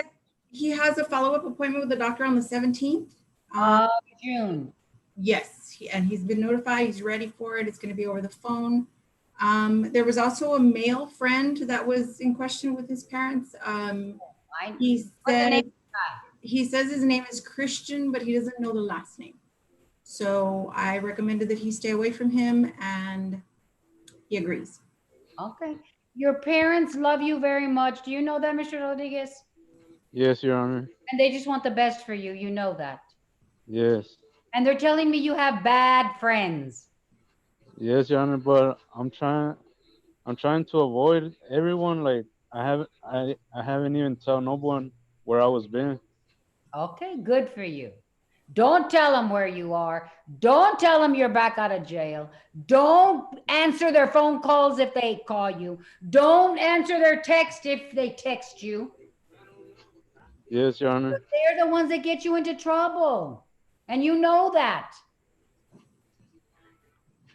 Okay, Your Honor. They're not to be by your house at all. I don't want any of those friends around your house at all. Okay. You understand? Yes, Your Honor. We're trying to keep you safe and we're trying to keep you clean, Mr. Rodriguez, okay? Yes, Your Honor.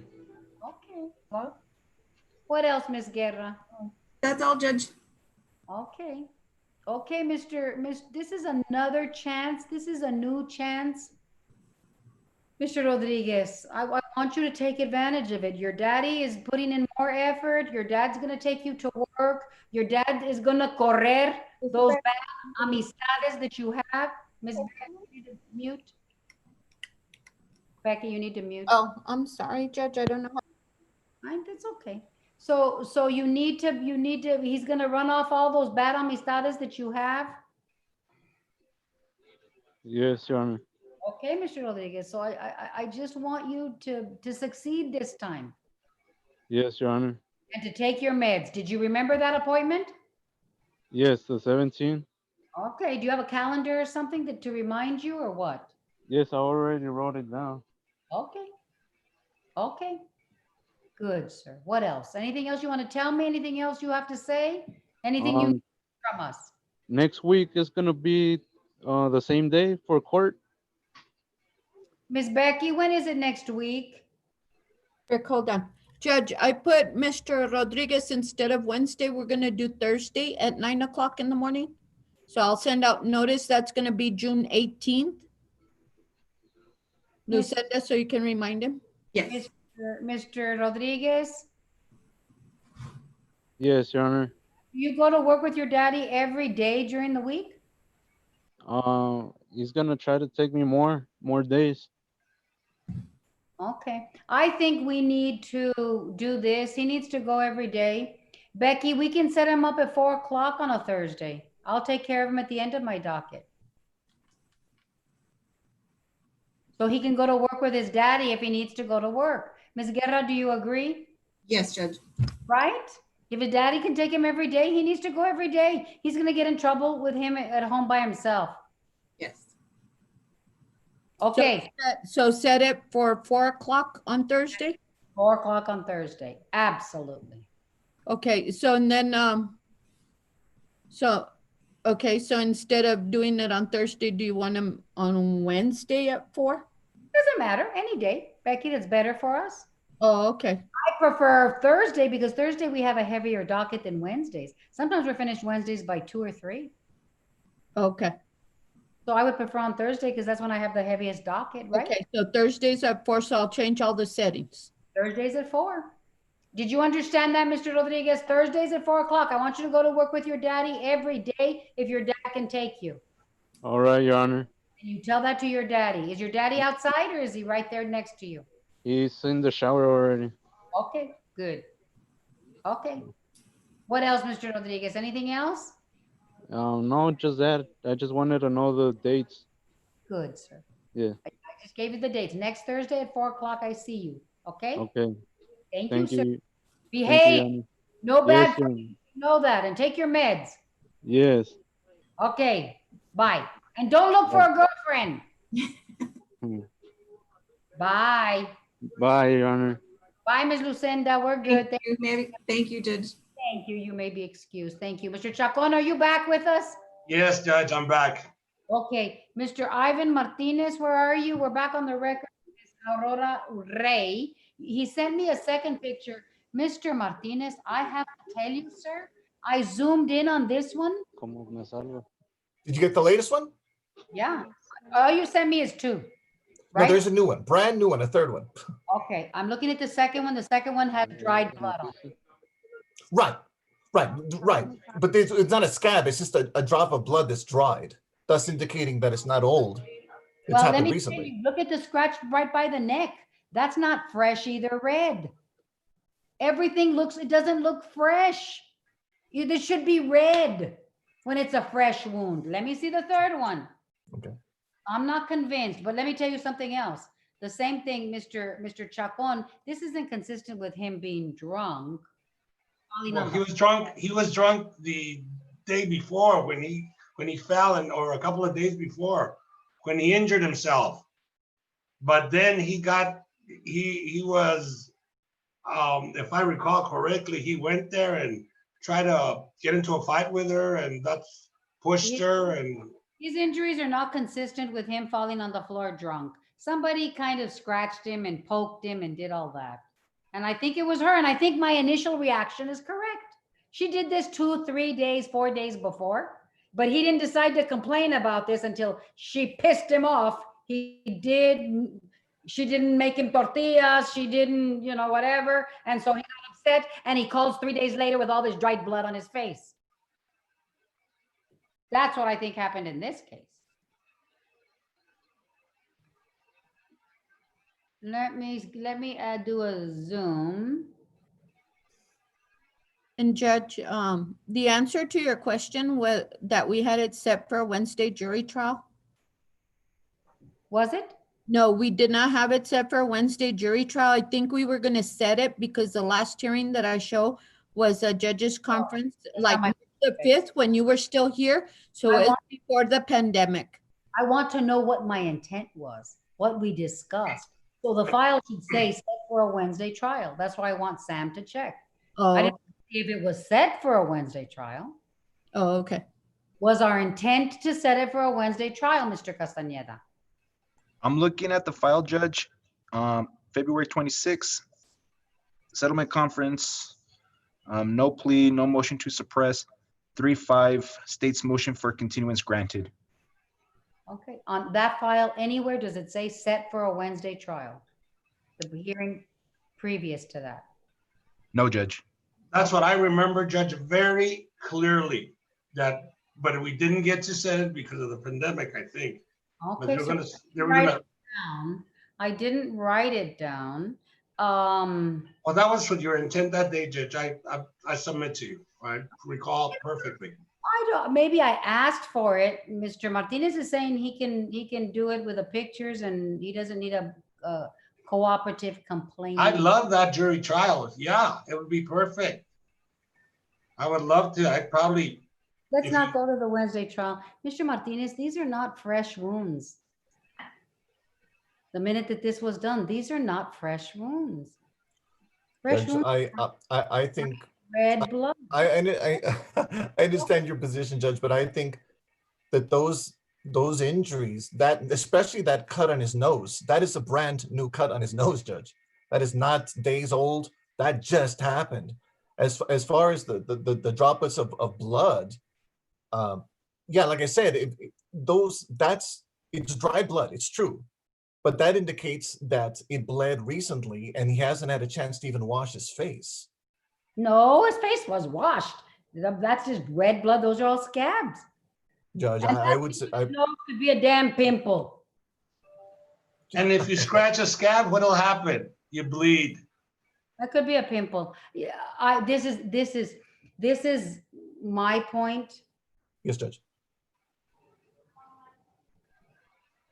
And I'm trying to say it as nicely as possible and as politically correct as possible. And I think a jury's going to say, we were called here for that. I think so too, Judge. We were called here. I have to disrupt my life, my time for dried blood, T9C scratches, and one could be a pimple. For a Llorón who's always like assaulting people anyway. I think we're going to offend a jury. That's my recommendation, Judge. I'm recommending 1 day in jail on a misdemeanor. It's not like I'm saying 10 years in prison. Okay, but now we have Mr. Chacon saying it's not consistent with him falling on his face, I don't think. No, it's something, he fell on something. He injured himself somehow or other, but not by her. That's what my client submits to me. Okay. The scratches on the side of his face, Mr. Chacon, are scratches. So it's consistent with scratching. These right here. Consistent with scratching. My client said he was hurt already, and it wasn't her that did it. Okay, well, okay. If she doesn't want to accept, if she wants to have a jury trial, of course, we're going to give her a jury trial, but I'm just telling the both of you, a jury's going to say, we're here for that. Are you kidding? Judge. Are you kidding me right now? Yeah. Now, is there any way, is this complaining witness still cooperative or not, Mr. Martinez? No, my understanding is, Judge, let me see, the last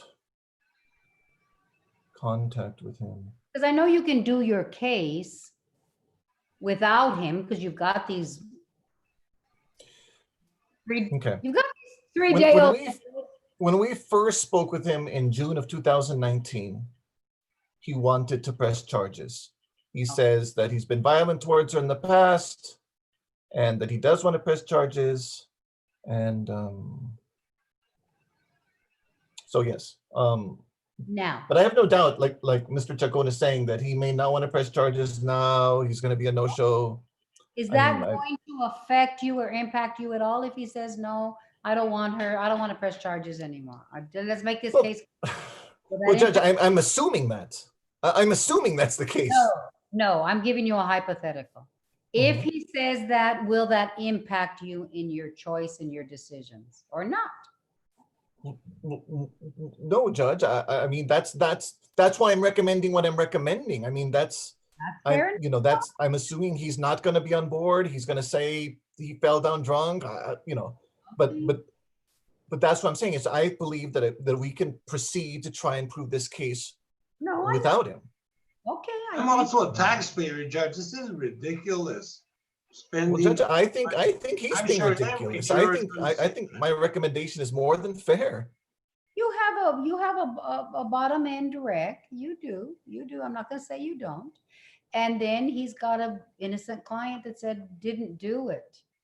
I would hope we could try to reach an agreement because I really believe that juries are really going to say we're wasting our time for this. And that's for the both of you. So let's see based on what my independent observations are, right? Especially if we do this in a time in the coronavirus, they're going to say, we're here risking our life. We're here risking our life and limb and everything else for this. Yeah, for a big old guy beating up on a short lady, admitting that he's hit her before. Well, I don't know. Do you have that? Do you have an admission that he hit her before, Mr. Martinez? I haven't just read it. No. The complaining witness says that she's hit him before. She's done it before. Yeah, that's what I understood. Right. That's what I understood. And if that's the case, maybe that is the case. And then he got fed up. And 3 days later, he decided he's going to press charges. And those are dried up wounds 3 days later. But anyway, okay. I'm telling you guys, this case is not a case that should go to trial. I think this case is going to be very offensive to the jurors in light of what's going on in the whole entire world with this virus pandemic and protests and everything else. But I've given you my 3 cents worth for all that's worth. I hope you guys can settle this case. Mr. Chacon, try to work with Mr. Martinez. Try to work with Mr. Martinez, or after Mr. Martinez doesn't work, then you can just follow the chain and go up and see if. How about a Class C assault? Yeah. What about that, Mr. Martinez? Your Honor, what she did to his face was more than mere offensive.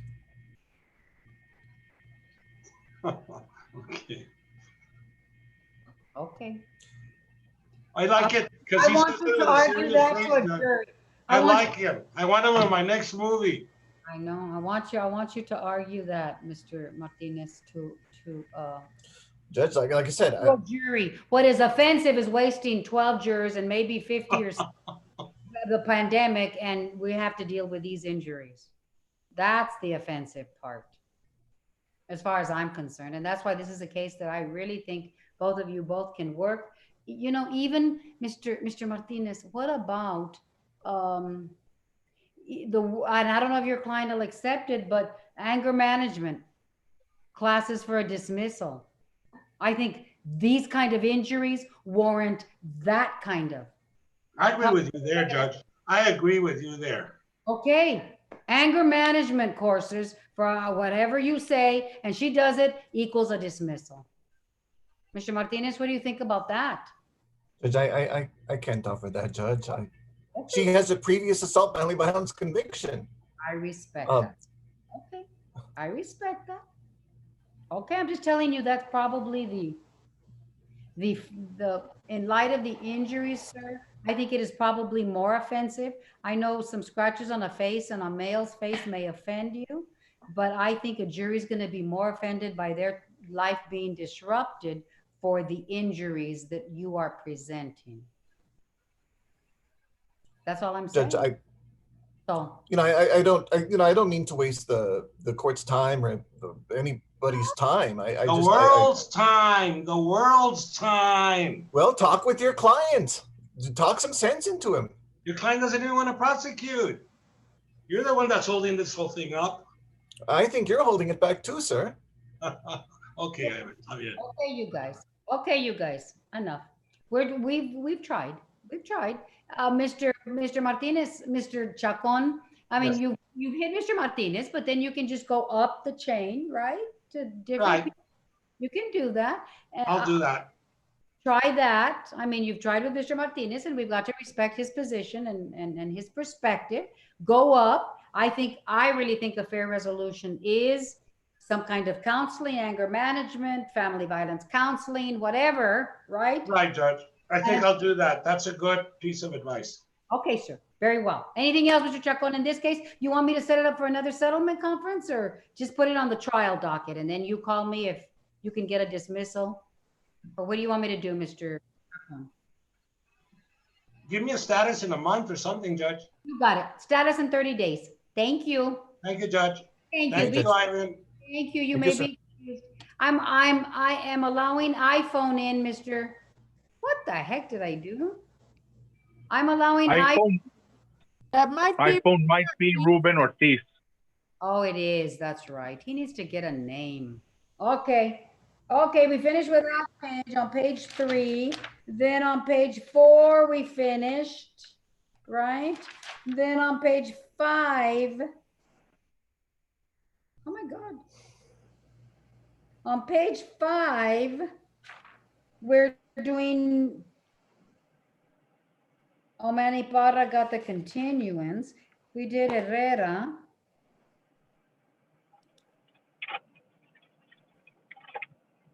So we finished with everybody on page 5. Then page 6, we finished.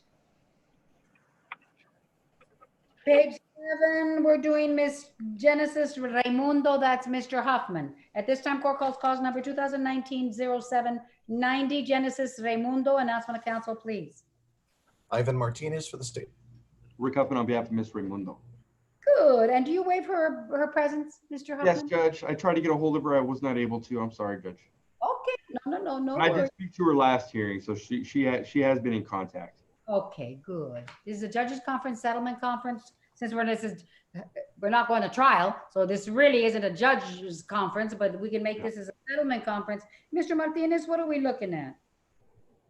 The recommendation is 2 years deferred probation. Okay, that's not TDC. Mr. Yeah, Judge. The client's real young. I guess everybody involved is really young. I don't see any real visible injuries. And it seems like the co-defendant was the more culpable person. She was actually, the co-defendant was arraigned, I think, last week. So that case is just kind of starting. I'm kind of holding out, Judge, for like a misdemeanor assault deferred, or a theft. I mean, I guess the cell phone was taken, but it has been returned. Was this the Just one her that was? age and her lack of criminal history, Judge, and I think a robbery charge, a robbery, like pleading to a robbery, being so young, I'm just hesitant, Judge, and I'm hoping that maybe. I can understand that, Mr. Huffman. I can understand your position. Let me ask this question. Is this the one where, and I think I have the co-defendant where somebody listed a phone? for sale on Craigslist No. or offer up or no? No, Judge, that basically they're driving down Copia Street and they see the complaining witness waiting at the bus stop. And I guess they had some history. And so they pull up and then they get out and they basically kind of fight her. It doesn't look like there was much fighting going on. There's like nothing, no visibles that I can see. But I think there's something in the back of the head that you can't really see in the pictures. Maybe when she fell back, she hit her head. But that's the kind of the story, Judge. And then the phone was taken. Mr. Ivan? Yes, Your Honor. Okay. 2 years is a pretty good offer. I will acknowledge that. Right, that's. I do think that a robbery occurred. They used force in taking somebody else's property away. That is by definition a robbery. So I literally can't go any lower. Okay, I agree. Judge, I've got to look at it because it seems like the assault and the theft were separate. I don't think they basically assaulted her with the intention of taking her stuff. But I've got to look at that legal point. Okay, look at that. Look at that. I'll allow you to do that. Of course, this is a new case. Do I have the co-defendant in my court? The co-defendant in my court or Mr. Ivan? I'm looking it up now, Your Honor. She is the co-defendant is Gemma Adame. Okay. So let me see. She is in my court? Yes, Judge. Okay, let's set these two up together, please, Ms. Becky, because I like to have co-defendants together because I want to be consistent in our sanctions and punishment and offers and all of that, okay? So, Ms. Becky. Well, I mean, Mr. Huffman was right, though. You know, this Raimundo Genesis has no criminal history whatsoever. I don't know about Gemma Adame. Okay. But still, I want them together. Okay. What else? I'll give you another 30 days, Mr. Huffman, or 45 days. How much time do you need? It's whatever. I think we can resolve this case, Judge. I'm hoping so. Yeah. 30 days. Let's do a 30-day settlement conference. Okay? Thank you, Judge. Very good. What else, Mr. Huffman? Anything else, sir? Oh, nothing. Thank you, Good, Your Honor. good. You look good. Stay safe. Mr. Martinez, we're okay? Yes, Your Honor. Anything else? Thank you. You may be excused, Mr. Huffman. Thank you. Thank you. Then the next one is Mr. Ruben Ortiz Andres Alvarez, 2019-4867. Announcement of council, please. Ivan Martinez for the state. And Ruben Ortiz for Mr. Alvarez. And Mr. Alvarez, you are present, right, sir? Yes, ma'am. There you are, sir. Do you see and recognize your attorney on the screen, Mr. Alvarez? Yes, ma'am. And Mr. Ortiz, do you see and recognize your client as the defendant in this case? I don't see him right now, Judge. Can you speak to me, Mr. Alvarez? Keep talking so you can get on Yes, the ma'am. talk. Yes, hello. Keep talking. There he is. Yes, ma'am. I do see him. Okay, let the record reflect that both have recognized each other. It is a judges conference, settlement conference. Mr. Martinez, what are we looking at? Please, an offer. The recommendation in this case is 5 years straight probation. We had done a $500 fine and 100 hours of community service and just the usual conditions. But, you know, if he tells me he's going to plead to that, we can do 0 hours of community service and 0 fine. Okay, Mr. Martinez, What are you thinking? I guess. Well, I mean, I'm thinking that you just need to talk to my client and see if he's willing to accept that. Right, okay, I understand that. I understand that, sir. Can we set this up for a settlement conference in 30 days? It's not a bad place to start, Mr. Ortiz, right? No, I think that's great. I mean, I think I'll relay the recommendation. My client will go over it with him. In fact, right now I'll do that.